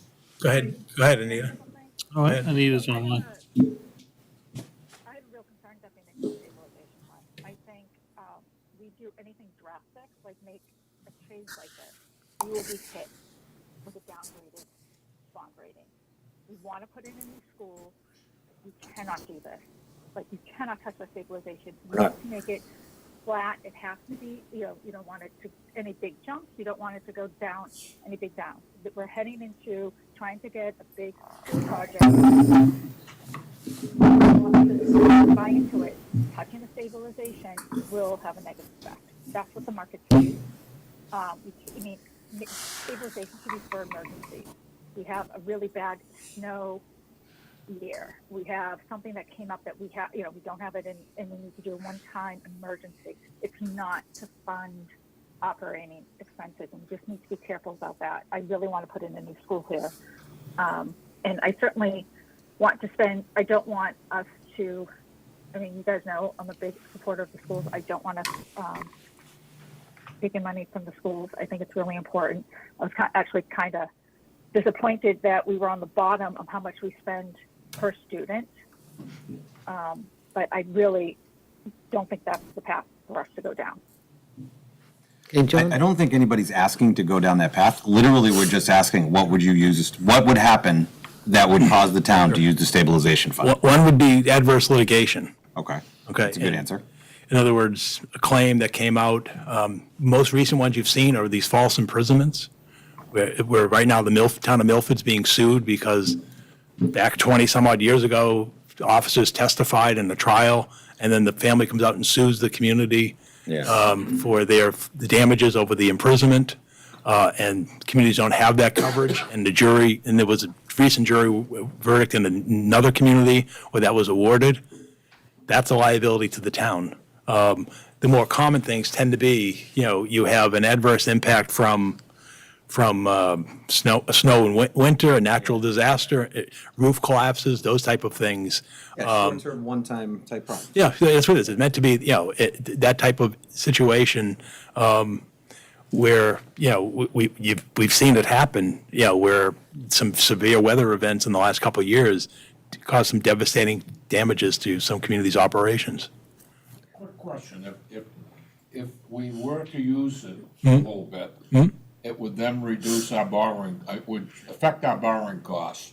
Give me an idea of how much per year would be affected by the increase in borrowing costs. So that we, when we think about just using it, let's understand what we're doing to ourselves. The interest rate, it could be a fractional amount or a decimal amount on the interest rate, but when you multiply it by 25 million over 20 years, then, again, it's not that I want to give you an exact answer, but I have to have the parameters of how much we're talking for bonds and the interest rates, so I can give you some idea. But it's in, My it- but point it, is it would reduce it would increase our borrowing costs. Right. Over the long Because we term. would, our rating would go down somewhat, I would Right. presume. Is that a fair statement? yes. So if you were going, let's say we're doing a $200 million school project, borrowing it over 30 years, principal and interest payment, your interest payment on that principal, you divide remember, we pay level principal, you divide the 200 million over 30 years, then you have the interest on that. So a few basis, points on that is really going to matter. Sure. That's what I'm saying. And yeah, you can say, well, it won't affect your operating budget, it's excluded debt. You're going to pay it. That's all I'm trying to point out. Probably like a 10 to 20 basis point spread between AAA and AA rated. Yeah. Yeah, so I mean, that's material. And that was why, you don't see communities like Westford when they failed their override. They didn't go into their cash reserve, stabilization fund, free cash. You just don't see it happening because the credit markets, and also, the Department of Revenue will come in and start talking to you as well, because they'll start saying, what are you doing? And I can tell you that's for a fact, because what Darlene described was, I think it was my first month in office, I had a visit from the Department of Revenue who wanted to, this is now 18 plus years ago, who wanted to discuss what was going on with the town's finances and what our plan was, because we were downgraded and there was negative free cash, and it was a case where they, ultimately when you fall apart, they put you into receivership, but we weren't going there, but it was that kind of a cautionary thing saying, you've got to turn this around. What a turnaround the past 18 years have been, huh? Yeah, it's right. I said, and that's why it's so troubling, because I know what we've accomplished, Yeah. and that's what makes it so troubling. As far as the proposed increase of 3.38%, and I agree with my fellow board member that I am concerned about raising it any higher. How does that compare to last year's average increase in the overall operating budget? I know that the school side was 4.5 and the town side is about 5.6 there, 5.3 thereabouts. What was the average? Do you recall? I call the number offhand. The problem is I don't know if you have it. The problem is when you aggregate everything on the recap sheet, it's everything. Well, yeah, that's the problem. But if you look at the budget, it was less than this because we had less growth, and we had and our receipts were down. So my sense was it was 3.25. I think I want to say 3.25. I want to say 3.25 is what comes to me from where we were a year ago when we were putting it there. So I think we pushed it up from 3.25 to 3.4. Yeah, but that's my best recollection was 3.25. Good, Jay. Yeah, just quickly on my end, as far as the revenue is concerned, I think the projection is actually fine. I don't have any issues with the revenue projection. For me, it's just like a bigger conversation probably later about how the expenses tie in and whatnot. I do think it's a good revenue projection, taking into consideration growth and things like that. As we'll talk about later, the very difficult piece for me is more a moment in time as far as looking at reductions and just the climate that we're in going into negotiations. Of all years, this is not a year for the school department to be looking at making a budget cut and reduction. And that, that's the bigger conversation for later. I know we get into executive session as well. Coming out of COVID, we have not seen the level of need in students that we have ever had in the district. We've had to add, some specialized staff to the district. I know the town has as well, and, police feel this when they go out to response calls. There's a level of almost therapeutic and care services we have to provide now that we never had to provide previously. All of these things cost money. It's more the budget reductions that are the issue for me, and we can certainly talk about that later. But I don't necessarily have a problem with the revenue projection. It's how things all, kind of play out in the end. Okay, thank you. There's sorry. I think Elaine's got a question. We'll go to Elaine Yeah. first. Okay, I understand why we can't go into free cash. That makes total sense.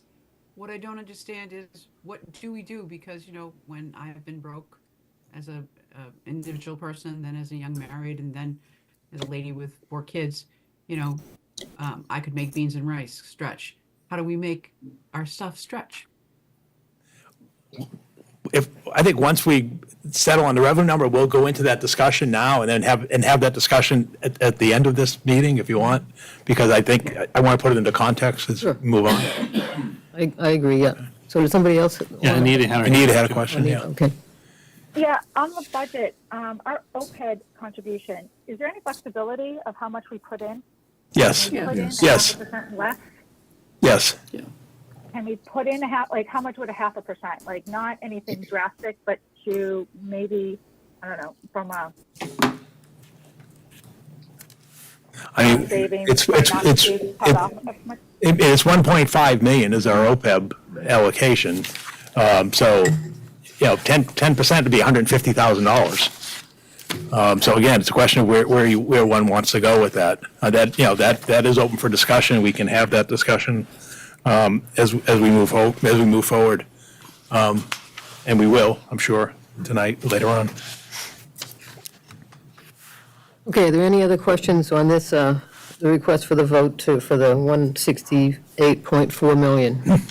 Just to clarify, what you're voting on, this being the bottom. Yeah, the line. target. We're not voting on how we're gonna get there. No, we'll have that discussion afterwards, but I at least want to have a basis point for discussion. Okay, if no other questions, how about somebody makes a motion? I'll make a motion that we authorize the town manager to establish a fiscal year 26 operating budget target funding level of $168.4 million. Second. Okay, we have a motion and a second. Since we have some people here remote, it'll be a roll call vote. So first we'll do the folks here in the room. Start with Dennis. Aye. Diana. Aye. Maria. Susan. Aye. John. Aye. David. Aye. Sam. Aye. Jim. Aye. And I'm aye. George. Aye. Steve. Aye. Virginia. Aye. Okay, and on Zoom we have Erin. Erin Drew, is she there? Mute Yourself. Okay, let's skip over to Pat Maloney then. Aye. Okay. Anita. Aye. Elaine. Aye. Cynthia. Aye. Okay, and back to Erin just undid. Sorry, I'm an aye. Sorry, I was having Okay. technical difficulties. Okay, Thank you. I think I got everybody, right? So it is unanimous. Thank you very much. All right, thank you, Madam Chair. All right, that was the easy part. Now we'll go to the hard part. Okay.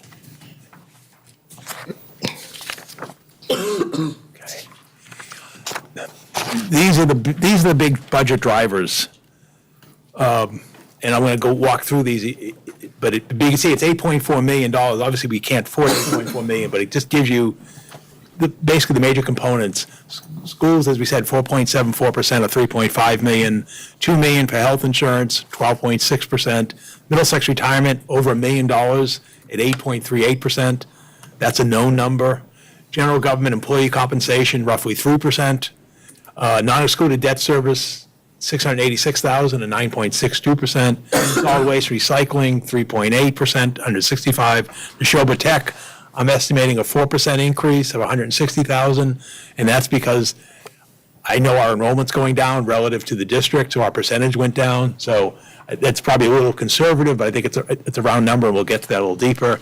Medicare tax is based on your payroll, so that's 5%, $62,000, and electricity and natural gas supply, $50,000. So let me dive into this a little further, but again, the point I want to emphasize is inflation. And clearly, this chart just tells you this is Boston Consumer Price Index, CPIU for Boston. And through September, it's 3.4%. It's released every other month in the regional areas, so the next Boston CPU through November won't come out till January. That's why you only have through September. But we know what it was from the Census Bureau from the year before was 3.7, and then 22, of course, was the high water mark of 7%, 7.1, and then 3.3. And then you saw before then was the pre-pandemic, it was the 1.1, 1.9, we were around the 2 to 3% level. That's, and the expectation is that high inflation is going to continue for the next 2 years. Jay did this earlier, so it just de-emphasized, most of the costs, as was noted earlier, labor-based, because that's what the schools do, they teach. They're a service organization. So there's the school's 3.5. This gives you the sort of the 3-year back and perhaps 3-year forward based on what we use for the forecast. Last year's school budget increase was 4.5%. The year before that was 4.74%. And the year before that was 3.84%. If I just carry forward 3.5% for the next 2 years, which is probably underreporting it, you can see it's still over, 4.5%, and then it goes down. Health insurance, again, double digits. I've mentioned it in the outset about what's happening to our Medicare. When I was last visited about 6 weeks ago from our health insurer, our claims are outrunning our premiums. So that's why we're preparing for a 10% increase in our active employee plans that run up for renewal on July 1st. We won't have those rates till February, but the news isn't there. It's just because of we know all the issues that are driving healthcare that I mentioned earlier. So that's, again, I'm using, why is it more than 10% if that's what you're saying? It's because we're also being driven by increased enrollments for active employees and retirees. Here's our graph of the subscribers. I took the chart that John produced last at town meeting, and then we update them for 25 as of November, and you can see the trend is continuing. We have 685 active employees on our health insurance, and retirees, we're at 990, so we're soon to hit 1,000, so we're insuring 1,675 people. Believe it or not, for active employees, we only provide benefits to about 61% of our active employees, and of those active employees, only about 2/3 of it take the family plan. So again, this isn't sort of a worst case scenario. These are based on actuals.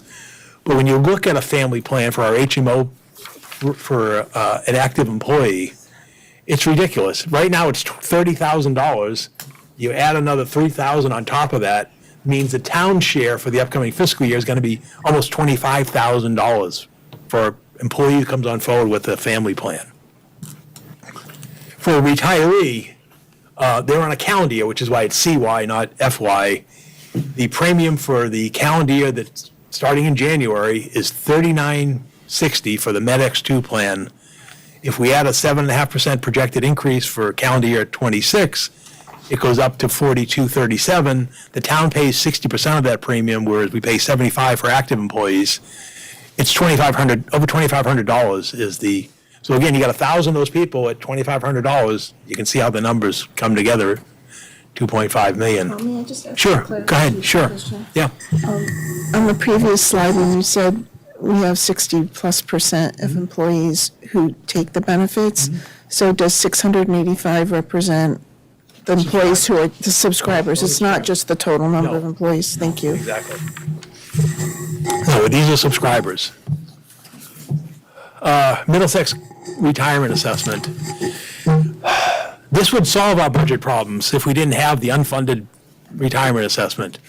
Because right now, of the $12 million in premiums that we're paying this year to the retirement assessment, $10 million of it is for the unfunded liability.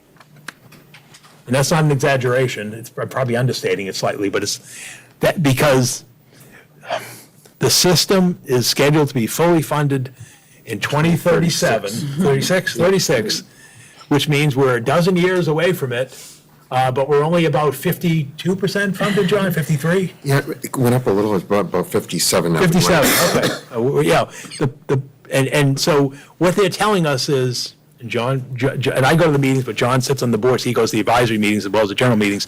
We can expect at least 6.5% increases till 2032, 33? Right around there. Right around there. So, and that's just a minimum, but what's happening is you're also being driven by your salaries and also by your longevity, your actuarial tables. So that they go out and do 2-year actuarials. So here we are, the bill we're going to be paying in July for the new fiscal year is $13,090,444 to the penny. And that's $1 million increase, or over 8.38%. And again, sadly about that, over 10 million of that's for the unfunded liability that has to be paid off by state law in 2040. Now, they tell you, and it's true, the typical pension is like $27,000 or something like that. It's under 30. So it's under $30,000. So it's not like they're, these, for the most part, but what's happening is obviously the trend is going in the wrong direction. And then, again, because it's a 2-year actual evaluation, we know the number for 27. It's $13,950,650, or 6.57% increase of $860,000. The one in 28 to me is just an estimate. That's why I put the word estimate, but I think it's realistic. We have communities, believe it or not, in the retirement system that are being hit with double-digit increases in their assessment this year. Over 10. So I think it's Stowe is one of them and a few others. So, and again, it's not because, I want to make it clear, it's not because they don't know how to invest their money. Because of the Middlesex County issues a generation ago, the state took all their money, investments, and put it into the State Public Retirement Investment Board. And so it's being managed, and the state has a great system track record. So it's not that they squander what they're doing. It's the known costs of what's out there. And we're assessed by a community. So we're not, even though we're in a county system, it's not like we get a county rate. They value Chelmsford and every other member unit, whether it's the Chelmsford Housing Authority or the town of Dracut, whatever. Everyone is evaluated individually based on your enrollments and your valuations. So that's a known number. Those two numbers are known. Benefits and insurance, and why this is driving it, and this would be a big factor. If the projected budget is 167.8 million and our benefits is 35 million in insurance, we're now going to be spending 1 out of every $5, or 21% of it, for benefits and insurance. 5 years ago, we were spending 17.6%, and you can see the numbers on the chart. So that's what's driving us, as you can see by these extraordinary increases that certainly overwhelm 2.5% increase in the levy plus growth. This is the driver, and it's out of our control. It's a quote-unquote fixed cost because we can't change the retirement system valuations. And in terms of the benefits for health insurance, we are at the benchmark, meaning the state guideline under health insurance reform of the benefit level. So there's no place further down to go in terms of the state most subscribed benchmark plan.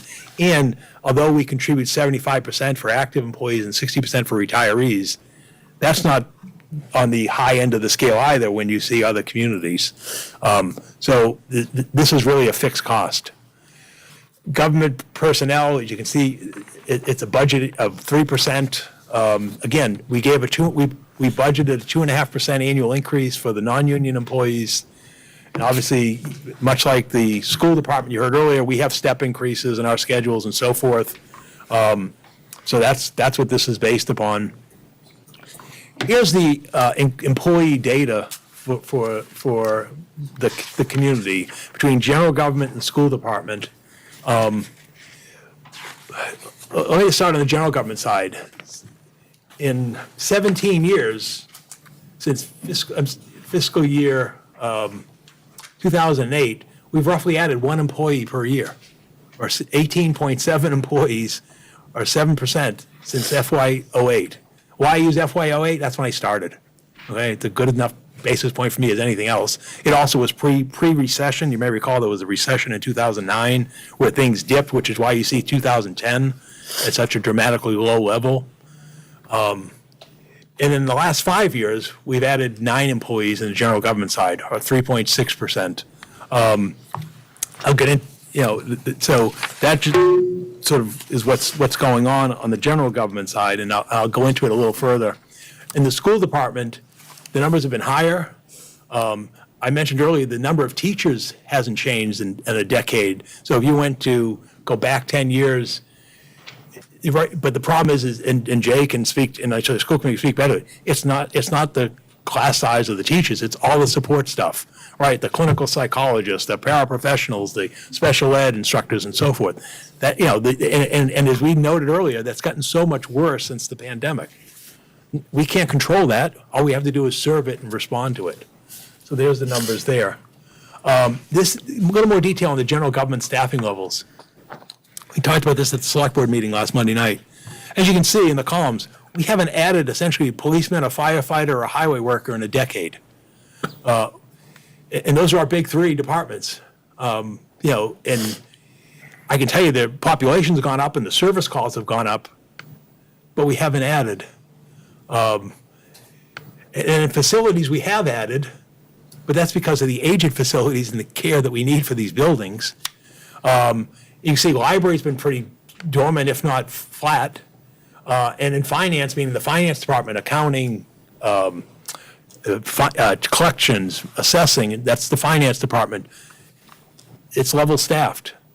So it's not like I've got bloat that I can come in and say, Paul, just, you didn't need that, this is what we have. So as you can see where it's gone, facilities, we've added 5 years, three people in facilities, health insurance, 2.5, health department, 2.5. Chelmsford Center for the Arts is +2. And in fact, it's probably going to go down 1 because when we had a full-time left, I required it to be filled by part-time people. So it's actually going to be a +1. And then inspections, because of the inspection volume and the zoning issues, we've added there. So where I'm telling you where I'm coming from is, I don't have much choice where I'm going to cut. And the problem is it's going to affect human services on the general government side, because the problem with cutting fire is you got to do it in groups of 4 because you're running 4 complements. These departments are, it runs 24 hours a day, 7 days a week. So you don't cut one firefighter because it just goofs up the shift configuration and so forth. Nor could I justify it anyway based on their call volume. We know the community's aging. We know the medical calls are up significantly. We know on the police side the mental health calls are a significant component where we're adding a mental health clinician to many of the calls and so forth.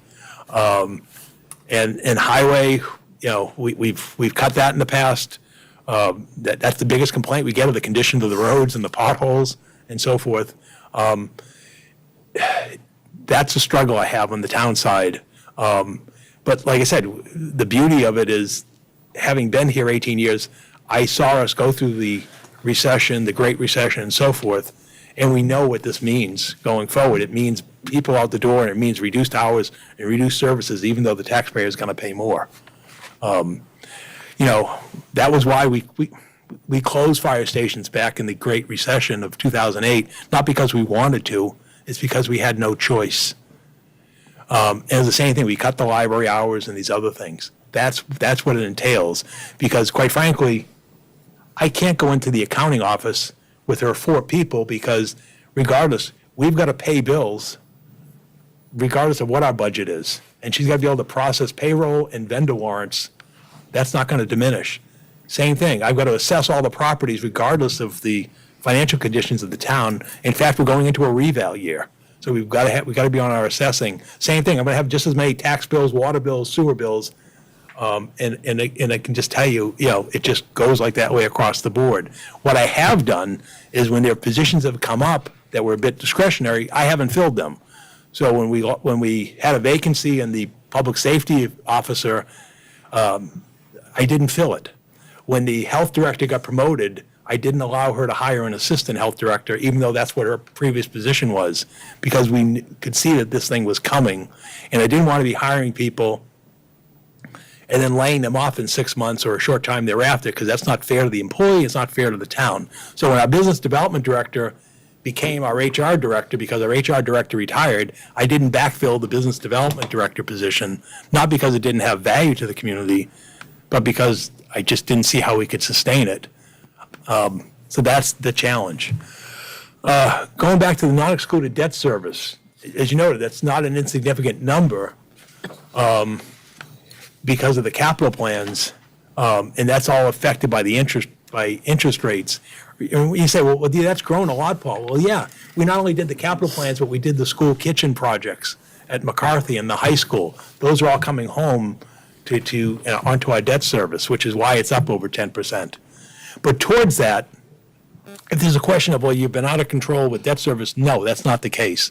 One is we have the needs in our facilities, but more importantly, on a quantitative basis, it's not there. So again, if you look at our total debt service, it's $10.4 million for the upcoming fiscal year. As a percentage of our operating budget, it's 6.2%.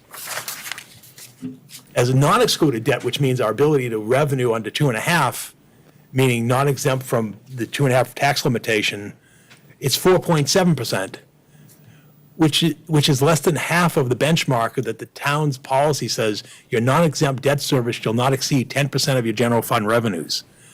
So, yeah, we've had some growth in this number, but it was warranted growth. It also was necessitated by the ridiculous construction costs as well as the aging of our facilities, but it's not out of line. 4.7% of non-excluded debt service of our operating budget is not a bad place to be. Solid waste and recycling, again, that's varying based on tonnage. What you're paying for there is the tipping costs at the waste energy plant facility and the collection costs by the vendor, which is competitively bid, who collects the trash and transports it. Those are fixed costs. As you can imagine, they're running around 4% because of inflation. So there's not much there. Again, it varies based upon your actual tonnage. And then Neshoba Tech, again, I noted our enrollment is decreasing from 28.8% to 27.5%. So I carry a number of $4.2 million, or roughly a 4% increase. Medicare, again, that's just tied to your payroll. I don't doubt whenever it's done that, again, 5%, $62,000, again, it's not material. And then again, electricity and natural gas, just like we're seeing for residential homeowners and what we saw with our aggregation contract, our 3-year electricity contract expires in tomorrow, December 10th. It went from 8.7 cents per kilowatt hour to 12.05 cents. You don't have to dive too much into the math to see it's almost it's over a 40% increase, 37.4% increase, roughly 30,000 on the general government side. And I know it's affecting the schools because you have bigger buildings and more square footage. And then the same thing's going to happen with our natural gas contract that expires in June 30th of this current fiscal year. Our current rate is 4.78 per decatherm. My optimistic projected new rate is 5.50 per decatherm. I can tell you the market right now is 9 cents per decatherm. The reason I'm not bidding it now is you don't want to bid natural gas in the wintertime. What you want to do is hope you get a mild winter, which then increases the supplies of natural gas and liquefied natural gas. So that's why we didn't move on that contract. Basically, we will look at this contract in April and May and hope that we had a mild winter. And if not, we're just going to have to bid it anyway. It's not as material because, again, we only use natural gas in the heating season primarily. So that's what's going on in natural gas. So again, I'm probably underreporting what could happen on the gas side. So again, that brings you back to the 8.4 for the drivers. Now, again, the drivers aren't the entire budget. It's just the drivers. But you can see, even if in the outer years, you're still at over 4.6% for 27 and 28 if you use those assumptions that I was building it upon for 3 years. So now we come to the moment of truth. Where do we go from here? If it's 168.4 million of a revenue estimate and our fixed costs are 53.4 million, that only leaves a balance of 114.5 million. So then what do we do? How do we move forward and plan and budget going forward? Here's where I'm at, because I don't have the vision into the school budget, so I can't give you a number and saying, oh, this is fair, that's fair, and so forth. But what I do know is what's the current year budget for the school department and the general government departments. And you can see it's roughly a 2-to-1 ratio. The school budget is 73.88 million. The general government department budgets are $38 million, roughly 2 to 1. So if I look at the projected balance of 114.5, and I take the current year's budget of 112 million, that leaves me a 2.5 balance. And if I apportion it 2 to 1, or 66-34, it basically allows a 2.23% increase, which isn't going to cut it. I know on the school side, it's probably $1.8 million below level service. And the town side, it's half or so, a little less than that, I think, based on what we're seeing in terms of the target levels. I don't like using formulas. I've never used formulas on how you allocate revenue. Usually when we're here at this table in years past, we're basically saying, well, based on our projections, we'll kind of be at level service and we'll finagle it. We're like I said, we're at a deficit of somewhere around $2.5 million, plus or minus a couple $100,000. Let's say it's 2.3. I don't think it's more than 2.5 million, but again, we don't have the certainties of contracts. But that's what I've got, folks.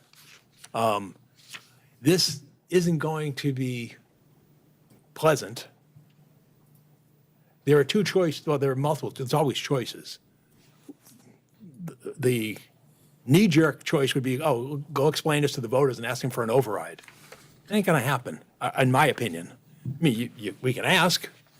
We tried this in the Great Recession when things were dire, and it was defeated soundly.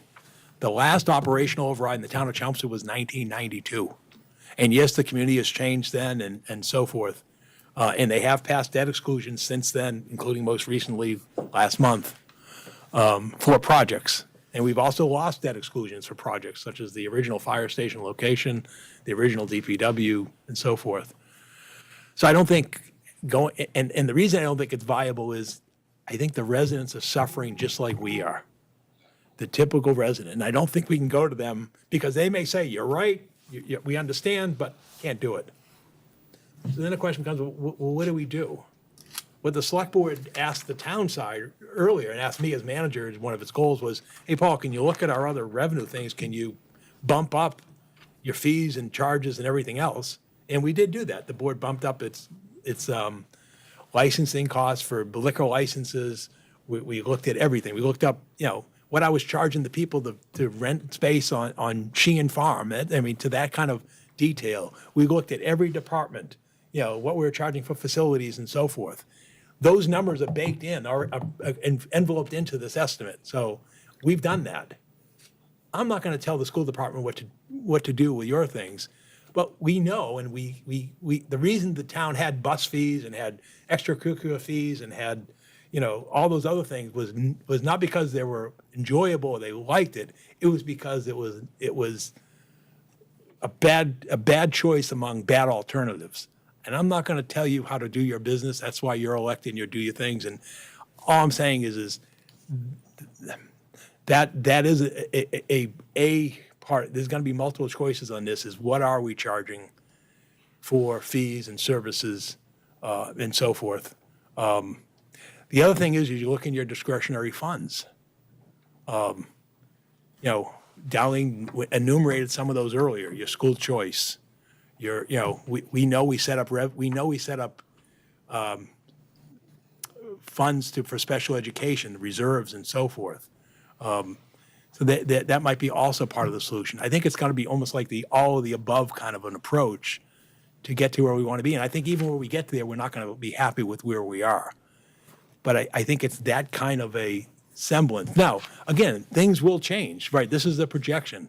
We don't know exactly what our Chapter 70 is going to be. We don't know exactly what our new growth was going to be.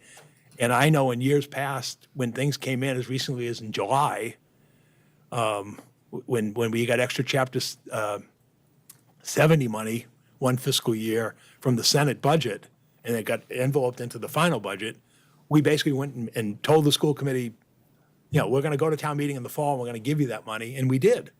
So, again, it's not set in stone, but the problem is I think what Dr. Lang and I have to do is we need a target to plan around. Because what I can't have, and it's not fair to the finance committee or to the community, is I can't receive a budget from department heads or from the school department at the end of January or on February 4th and saying, oh, this is great, but I'm short, $2 million. Finance committee, give me 3 days and I'll come up with a solution, so that you can hold budget hearings and then prepare your work in a matter of weeks to get the budget book out by the beginning of April. So in the absence of anything, and we've never, this is where I'm at, and I'm going to stop talking now because I want to hear from you, all of you, in terms of how do we attack this problem going forward? Because it is real, but it also, as I said earlier, I don't think it's a temporary problem. Anyone have any comments they want to share at this time? Two concerns. Obviously, a 1.65 million, as I said before, increase is not even going to cover our fixed costs. Never mind, we have to negotiate a contract in another month, And so we're going to go in there, if we didn't have to negotiate a contract, we probably would be able to have no problem and deal with it. But now we're going to go sit down at the table and say, oh, by the way, we don't have any money. And then the other problem I have is, your formula, I know you don't like formulas. You have the schools basically absorbing 1.85 million out of a $2.5 million deficit. That's 75%. So you're having the schools take on 75% of that deficit, where we don't make up 75% of the budget. Just our budget alone is 45%. If you want to put in the personnel, the health insurance, all that, maybe another 15%, but we're not 75% of the. You're asking us to take on 1.85 out of $2.5 million deficit. No, which is 75% of that deficit. But see, you're looking at it from the other end of the equation.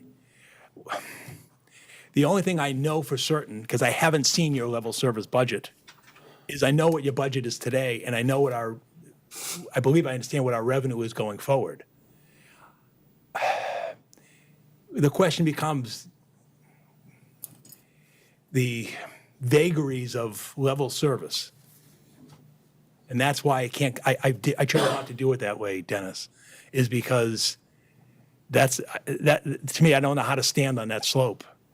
And it's not a criticism or a questioning of anybody's integrity or authenticity.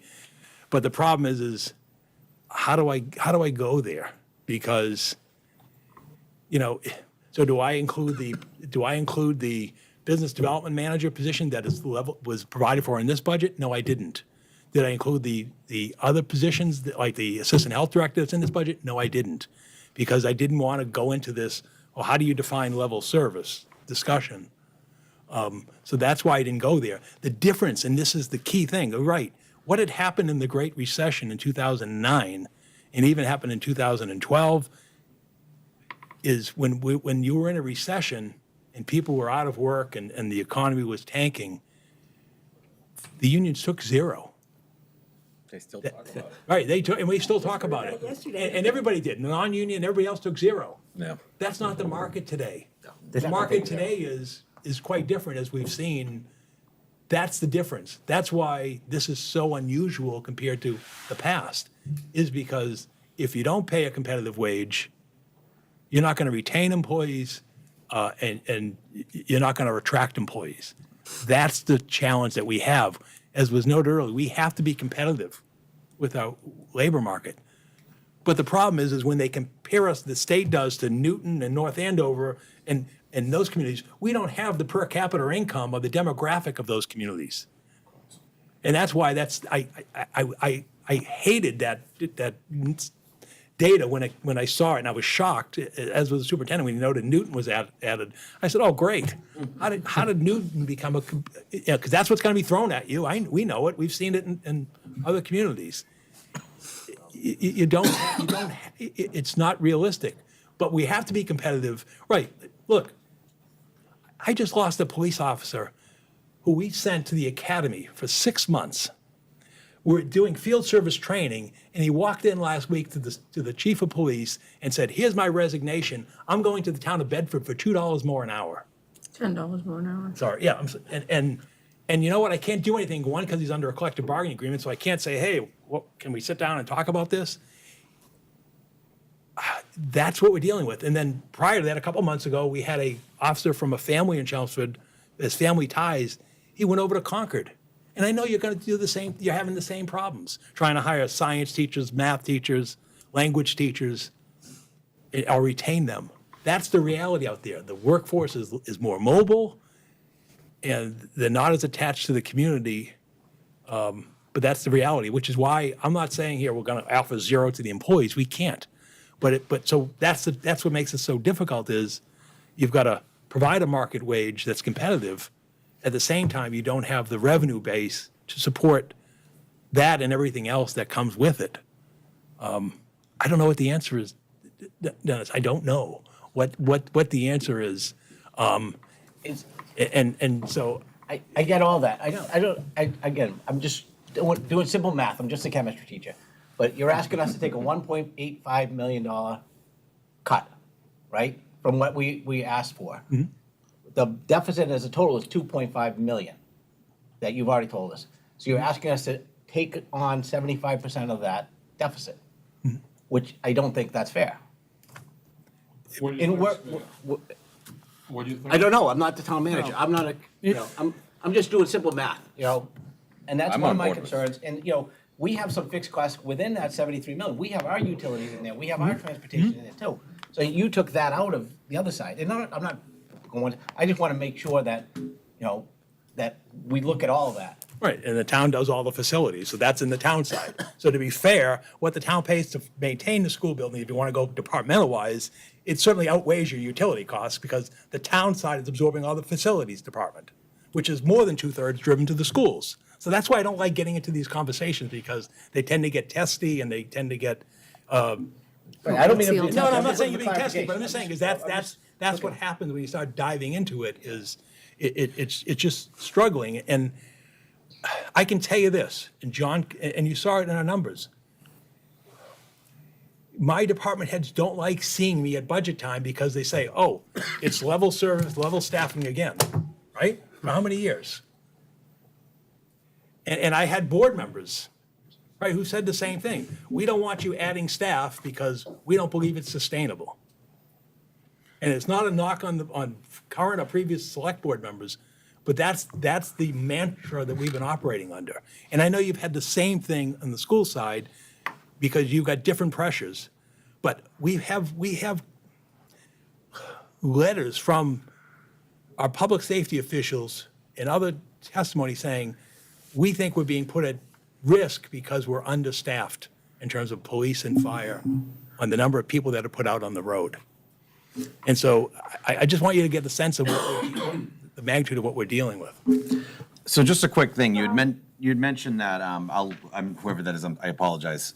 So you mentioned that we're not willing to go to the town and ask for any adjustment in our tax base, right? So that's Well, that's not my call to make. So I think the thing is here. So you say something like, I don't think it's likely of happening, is what I said.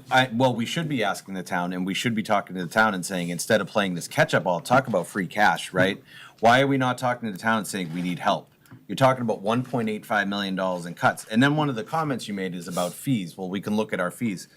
I really believe that fees on parents are just they're just tax. It's a tax on parents that the rest of the town doesn't want to pay because public education is publicly funded. So instead of looking at things like fees and cutting positions, why aren't we going to the town and making the case that we need to make that we're underfunded and don't make enough tax revenue?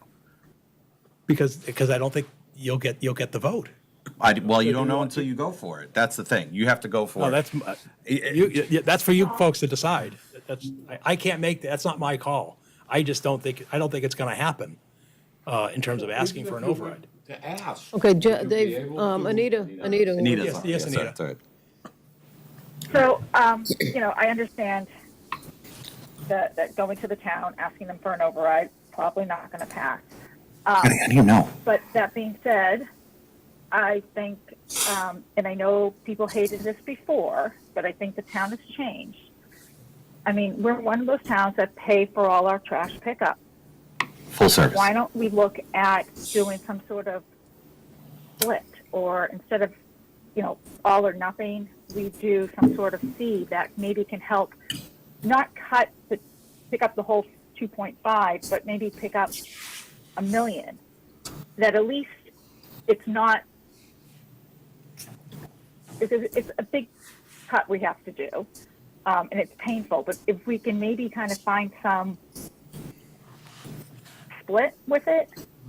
Like, I know personally, I'd rather pay for trash pickup than take away services from the school or from the police or from my infrastructure. As a citizen in this town, that's where I feel. But I'm not everybody. My mother, that's the problem. She's a senior citizen.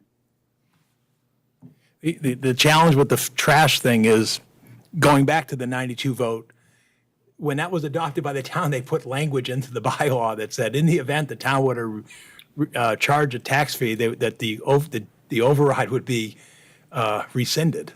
And I got people in the room who were here when that happened. What I can tell you is, the town of Westford thought they could sell an override last year, and they fell flat on their face.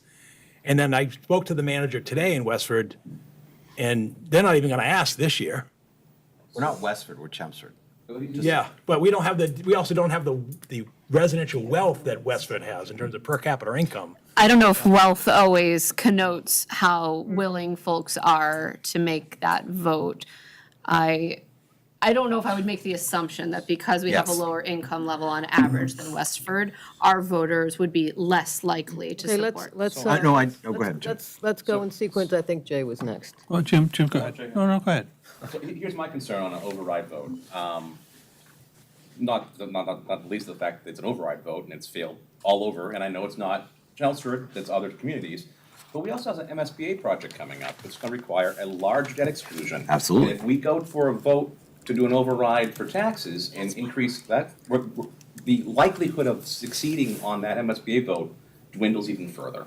And that I'm really concerned about that, because we're welcomed finally into the program. We're getting 52% reimbursement if we proceed. Yeah. That's not going to exist again if we don't succeed on that vote. And that is one of my main concerns about going for an override vote. Yeah, I agree. I think we have to kind of pick and choose when we would even want to do an override vote. And I'm just saying, in the scheme of things, like, we have to deal with this $2.5 million problem now. Yep. But $100 million problem to benefit a new school like 2 years from now, because that vote is going to be within 2 years. I think it's just unlikely to have a stack of multiple approvals. So I just think we have to be kind of cautious on that. I agree, though, but the thing I'm saying is, we're selling one of two things. We're either trying to sell an override or we're selling cuts, right? So we're going to people and saying, hey, we're going to lose positions and all that stuff. You either way have to sell some kind of solution to the community. And the community can either be involved, and we can ask them and say, hey, you're either going to lose services in these areas next year, or we're going to have to look at it. Do understand, I've been working on, for 7 years now, on the new school project. I'm very concerned not only about that, but I'm also concerned about tariff increases on product and the cost of the project itself in the next few years. So I understand we're probably not going to do an override vote to try to fix this, but either way, we're selling to the public. Either you're losing a bunch of services, right? That's what we're going to sell. We're not going to try to ask you for help, or we have to sell an override. And I think saying no outright, no, we don't want to look at it, is kind of, it's a solution, and then people just don't want to evaluate it. Well, we can't do a test override. I mean, that's kind of what you're proposing. Oh, let's say Our tax base has obviously been too low for a long time. right. So that means we've been under the tax, we should be. We're at the levy limit. we're at the levy We're at the limit. levy We limit. can't. I understand how the levy, I've been here for a long time. I got it. But that's why you would pass an override, to fix the budget long-term. So, that's my opinion. I'm a resident. We should fix the town and stop just addressing the problem through cuts. Okay, Dave, you had a comment? Dave? The micro, you got to turn the, pull the mic. Usually I get in trouble doing this. I'll hold the mic for you. Thank you. No, Mike, even if we wanted to test, how do you do that? Timing-wise, I don't understand how you're able to go before the town and get a decision on something like that. It'll be next year. But beyond that, just to talk about it for a second, one is, all the taxpayers in this town are facing some of the same issues. And what, 35% of our town, Paul, roughly, is seniors who aren't getting additional salary increases, okay, unless you want to talk about what Social Security is going to give them. So the likelihood that a tax, it would pass, and then you then go for a school. Right. I mean, I'm all for the school. Yeah. I'm in all the way. But, especially we're gonna need it. Yeah. So I just don't think that's the way to go. And if you were to go that way, you first ought to have worked very hard at every possible other way of doing it and present that to the town, saying, look, we did all this, and it wasn't enough. That would be, and finally, and then I'll quiet down. The last thing is, in whatever you do, you gotta look beyond this one budget year and look at the next two out there. Because some sort of, temporary fix for one year may create huge problems for the out years. So look at the whole thing and whatever you try to do. Thank you. You're welcome to any school committee meeting you want to come to, sir. Thank you. All right, no, I just wanted to touch for a couple seconds on the recommendation. I mean, to Dennis's point, for the school department to pick up $1.9 million out of the, basically rounding up, $1.9 million out of the 2.5, I think is not equitable.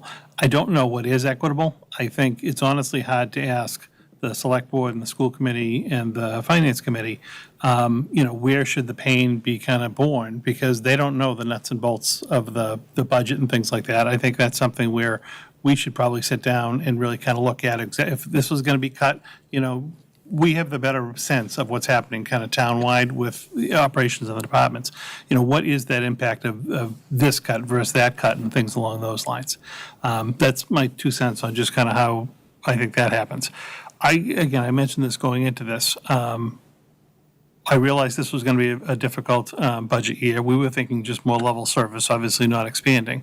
But a cut to the magnitude of $1.5 million, $1.9 million, to the school side, when we already, again, we like the communities or not, they're the communities that we're going to get thrown in our faces. We are the highest class size, and we're basically second to the bottom when it comes to teacher salaries on average. It's not that we're going to be able to go into these negotiations and not offer up a good and fair contract, honestly, to have our teachers be in line with their peer communities. I struggle with this because I know, the programs and services we've put in place over the last couple of years and the needs of the kids we have. I don't have the capacity to go cutting basically general ed. I'm locked in with my special ed costs. Those aren't costs that you can just go and cut. So, we're basically looking at cutting general ed services as opposed to special ed services. And my general ed services are already the highest class sizes that we have district-wide. That's where you have your wiggle room as a staff. If we end up, it's one of those things, and when I first came to this district, there was an issue with tuitions and things like that. If you don't provide the services in district for kids, which we've spent the last 7 years building, the families are unhappy. We can't defend ourselves when it goes to hearing. Those kids end up going out of district and costing 2 or 3 times what it would cost us to educate them in-house. So now again, that's not going to rear its ugly head for a year or two, but if you start diminishing those services now, you are going to be looking at in fiscal 26, 27, 28, those costs is exceeding, even what we're looking at now, 1.9 million, because you start kind of tinkering with them or trying to find different ways to cut them. Certainly, I think like I said earlier, I didn't disagree with the revenue projection. I think that's what it is. I think we could all hope that state revenue or state aid ends up coming through better than it is. I don't think we can obviously wait for that, but if it happened, wonderful. But I think we should, unfortunately, over the next few weeks or so, sit down and actually compare, level service budgets to make sure we're actually talking the same. And, what would this cut on the school side mean versus this cut on the town side? And figure out how it can be creative to bridge this gap. It might not be bridged all the way. It might be bridged in some way. But I think it's hard to just, when you look at the scale of the reduction, 1.9, again, rounding up, of the 2 coming from the schools, And then secondly, I just don't know that this group, with all due respect to this group, I just don't know that you know what an individual cut would be in a particular school or a program compared to, what Paul or I working together would be. Yeah, it'd be like us going to town meeting and picking apart Paul's budget piece by piece and trying to pick out the whatever amount we would need. Some people do that. I agree. Some people would. Oh, absolutely. I think that's know. I know some that would. So my head was actually going in a similar direction. I appreciate how hard that number is or the cuts are for the school system. I also think that on your side, you need to appreciate the difficulty on the government side either. It's not like there's a whole lot of fat there. And as Paul said, things like our first responders, their staffing hasn't increased in 10 to 25 years with the population increases and things like that. So I would like to see this be a much less defensive conversation. And I think if there's a starting point, that's fine. I would be in favor of having Jay and Paul go off and work that because I know there's a lot of sensitivity behind this too, and it can't be brought to this forum, or it shouldn't be, and out of respect for, thought processes and things. And then if we need to get back together, I know, Paul, you have to present a balanced budget by the end of January, right? We don't have a board meeting on the 13th. We have another commitment that runs till 6:30, but if this body needed to get back together for some reason to give you guys, okay, that feels like it makes sense, while you look into the nuts and bolts, I'd be okay with that. I don't know, I'm not trying to just throw the stickiness back on you, but I just don't know that we know enough to make a judicious decision. I agree. I think we need to give them some time to come back and say this is what it looks like. And then we can make decisions, right? I agree. Yeah, and then if we need a meeting, I mean, we may not even need a meeting. I If we mean, need a meeting, we could tentatively plan the 13th. I know that's getting late for you, but there's not much other calendar time left with the holiday and everything. I think it's important because another thing that we don't have when we're looking at the budget from the school side is we have no control over the amount of revenue that comes into the town. So for example, Anita just mentioned having another tax, quote unquote, which is basically a fee on the collection of trash and so on. That's not something we're going to have any control over at all. All we're going to get is an allocation of whatever the money is that we can be granted in order to do our budget. I think overall, it would seem to me for planning for the future, it's that revenue that's gonna have to increase because there's no question that costs are going to continue to go up somehow. They never come down. So that's a bigger discussion for the town and what to do in terms of raising that revenue. It's gonna have to be done at some point and faced, period. Well, what I can tell you is when John assembled all the requests from the department heads, and the original deficit was really 2.8. Because we had to keep a reserve for the collective bargaining on the town side, because you're right, under the state law, as was mentioned earlier, we provide all the funding to the school in their budget, and you settle the contracts, you're done. I'm prohibited to pre-fund contracts. So when you say the 1.9 versus the deficit, it was originally 2.8. But as I said earlier, what we did on the town side is every dollar that I raise on the town side by pushing up the local receipts on the town side from the license fees and everything else, 2 out of 3 of those dollars go to the school department under this allocation, okay? And even to the state aid, if whatever number we're using for state aid, if the school department's getting twice as much funding as the town department, every dollar we pushed up, 2/3 of that was going to the school department. What I'll say again is, you do have the ability to raise revenue. It's a question of whether you choose to do that. And I know it's detestable, and I don't like it either. But you do charge a bus fee, and if it's so detestable, you should have eliminated it in its entirety. Oh, I've been trying. No, but my point is, Thank you for bringing it up. I've been trying. I believe also hasn't firmly. changed. No, excuse me. I believe firmly that telling me that you don't want to go to the town and ask for money to make the taxes match up. Yep. But we're going to have to go raise revenues by charging a tax to parents directly. We've been trying to reduce fees for like 8 years now. And I'm a parent, and the parents, so you guys don't want to deal with the rest of the town, but you don't mind parents spending the money with their kids. John, all I can tell you is what I see other communities do across Massachusetts. And all I can tell you is that it's a tax on parents. It's a tax on users. Sure. I think we're getting further apart, and I think that's why Virginia's idea is a pretty good one, and if they can come to some kind of an agreement without this town just getting more divided or becoming more divided, because it's not very comfortable right now, and I think it's only going to get worse. So I would like to second her motion. It wasn't I don't know really that was a motion. but Close enough. We'll take the motion, yeah. I would like to. I don't think we I don't have to. think so, no. If we need a meeting, we can schedule a meeting, but Anybody on Zoom have a problem with that? Did the Zoom people hear that? Did anyone have a problem with that? Okay, just want I to don't have an issue with it. summarize what happened is that you want the people who crunch the money to crunch the money some more. Yes. And then come back to us with like more exact figures so we can decide. Well, no, I don't think even- they would come back if they need it. Right, I mean, it's possible we don't have to come back and approve how that's going to be separated out.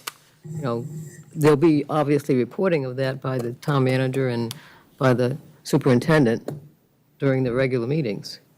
Yeah. Right? I remember the last override, I just wanted to say, I'm sorry, I don't know the gentleman's name. I was here during the last, not on the finance committee, just a parent who had a kid who was going to the Westland School, and I tried to tell people, hey, vote for the override, vote for the override, vote for the override, and it was anyone who was anything pro override was voted out the next time. So I understand everyone's reticence who's I'm not in here. pro override. Remember that, Sam? Poor Sam. I wouldn't usually say it by name, Sam, but I remember. Sam got booted. And I, you know, I'm a pretty full-on soccer mom, and it was amazing when I would be at ball fields afterwards, as the services got cut, people whined and bitched that the services were cut, and I'm like, but you didn't vote for the override. And they're like, well, it was gonna be more money. Well, you know, it's gotta come from somewhere. And it was kind of disappointing to find out how much people don't pay attention. Can I ask for some clarification, please? Go ahead. Sure. So if we are to go ahead and put this back in Paul and Jay's hand, what kind of time frame are we looking at to hear some kind of report back, knowing that the holidays are coming? And then leaving enough time, because unless I'm hearing something different, I heard Paul say, like, he wants help making these decisions. And I don't think it's really fair if there are tough decisions. Now, hopefully they'll come back in, a week or two and say, we figured it out. But if we get to January 2nd and it's not figured out and there's tough decisions to be made, I think just relying on Paul and Jay to make those decisions might not be in the best interest of the town. So I'd like to understand a time frame. I'd like to understand if it's the will of these boards that they just go figure it out and we're out of it. So I guess I'm looking for some clarification, and I'll start with Paul first to just say, what are you thinking? Well, first thing I'm thinking, it's not just going to be me. If I'm going to the table, I'm bringing my finance director and town accountant with me because I want people to understand it's not just my opinion. And it's, although, I ultimately own responsibility, between the three of us, we've worked together collectively 18 years apiece. And so I just want you to know it's going to be a coordinated effort from people who are informed of what we're doing. The real end point is we can't crowd the finance committee's budget review schedule, which really is going to pick up in February, right? As we've seen in prior years. Yeah, in February. The governor will have her budget out on state budget out on January 22nd, because by state requirement, she has to release a budget that day. Why that matters to us is we will then get draft cherry sheets day or two later based on the governor's proposed budget, which will fill in some of the uncertainty in terms of the state aid. Now, again, she's not the final arbiter of Chapter 70, everything else, but it's the best early indicator that we can have on that component. So, I mean, I also need time, and I think Jay does, to talk to our respective department heads and principals and others about, well, where are we at? So it's, my sense, I think we do, but my sense is it's probably a January discussion, right, before we can get into, like, really come up with some kind of something to report back, right? I mean, it's.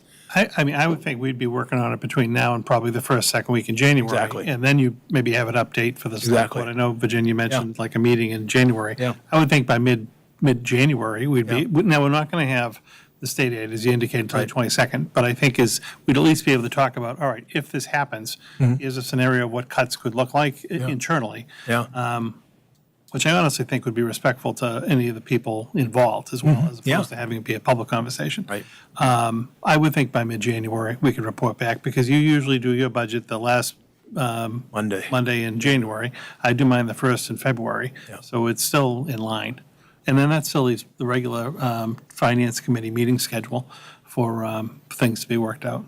But I just want to make sure, because we need to have time, like, if we come back with a plan, I'd like to get some sort of sense of reaction, because we all have to be in this thing together. So you need to make sure the school committee's on board with your proposal, and I need to make sure the select board's on board with a plan. So as much as you and I can work on it, it doesn't end with us, Jay. That's what I'm saying, is we need that time. So again, I think we can do this, but like I said, it is a tight frame. So I agree. We'll have discussions from now till second week of January. And then I think we've got to, sort of present something, because I can't violate the open meeting law, and neither can you, with our board saying, is that acceptable to you, and so forth. So at some point, we almost need a reconvening to say, hey, The only thing I guess I don't fully understand is, this is the first time I can remember where we're actually going to the boards to get their kind of sign off on the budget. This is something that, like in the school committee policies, they basically act on the budget that I present to them in February, and then it all gets played out through FinCom and town meeting ultimately in April. I know you take information in from all sources, but you usually do that, and then you present your budget at the end of January. But we've never had like this official kind of sign-off of, is this what we're all in agreement about? Well, because one is, this situation is extraordinary. Right. We haven't dealt with, but also technically, I own the budget that gets put on the floor of town meeting, but it's really not fair to me to finalize that budget, because I don't know what the school department budget is. And that's where the inconsistency is in the town's charter and bylaws, is basically the things sort of arrive simultaneously, as you noted. I'm supposed to put out a budget at the end of January, 90 days prior to the town meeting, but yet the school department budget doesn't come out at the beginning of February. And so it's like, well, I mean, yes, we can be consulting each other, but if we, I don't want a situation where, look, there's no way we're going to get out of this level service. And I think the fact that it is so dramatic from level service, meaning it's significant, the message that I've heard from the select board loud and clear over the recent years is, yeah, Paul, we understand what the charter says, we understand what the bylaws say, but we want input into the budgeting process. And I've heard, and that's been in the goals of the select board. So I'm trying to be mindful of that, as in terms of, of what we're doing going forward, because the title isn't mayor, it's manager. And yeah, I'll perform the functions, but I think the criticism that I get, and I've heard in the past from certain select boards, is we didn't have enough input into the budgeting process. And I know I've got long-term board members who are here who I think can attest to that. And so, Jay, that sort of explains, well, why am I being sort of, deference to the select board and to the school committee? So The point he's making is it's not like a legitimate vote. I have right? We've never voted on John, it. Question. I was in the middle of a sentence. I was also in the middle of a sentence. Thank you. Go ahead. So I haven't been here in past the way back years, Paul, but in recent years, I think it's been input, but visibility we haven't had the early visibility to know what's coming to try to help think about it. So it wasn't in terms of an approval context, but going back to reconvening this body, and I was thinking the same thing again as Jay, that we've never actually voted in approval.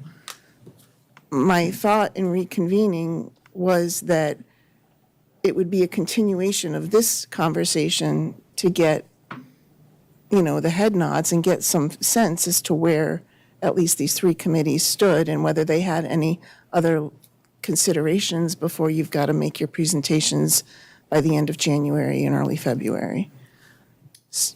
I don't know that I feel compelled that we have to vote on the budget. We do that at town meeting, but I was thinking it would be valuable both to the people sitting at this table and to you and Jay, after you have some time to go work it, to come back and continue the conversation and give you feedback, whatever we have. That was, I don't know how the rest of the people feel, if they feel they need to vote, but I wasn't thinking that way.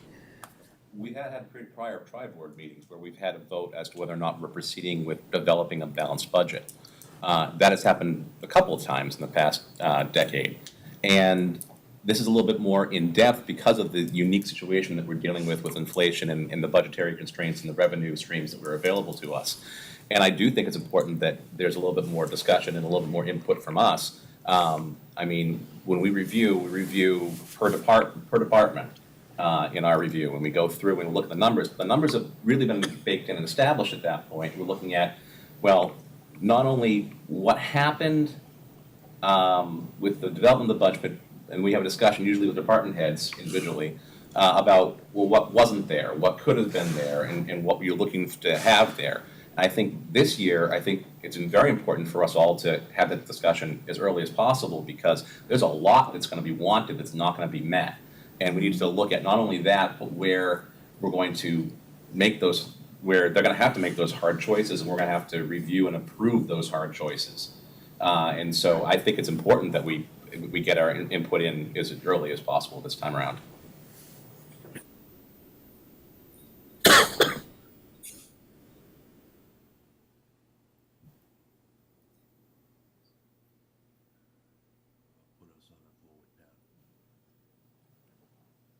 That's a good way of putting it. And just something else I would note that, Virginia mentioned the 13th. I mean, we don't have to meet on a Monday. We could meet any other day of the week, too, depending on schedules and depending on what comes of the discussions and where we need to go forward from that. So I think we can leave that up in the air for right now. So, Paul, do you want to go to the executive session part of this? Do we want to have a date, or do we just want to let that fly? Well, why don't we wait and see how you and Jay do, and if we can do it, earlier towards the month. I just know people's calendars get full. I know they do, but I think this would be important enough that hopefully people would put aside other things and make time. You want me to make a motion? Yeah.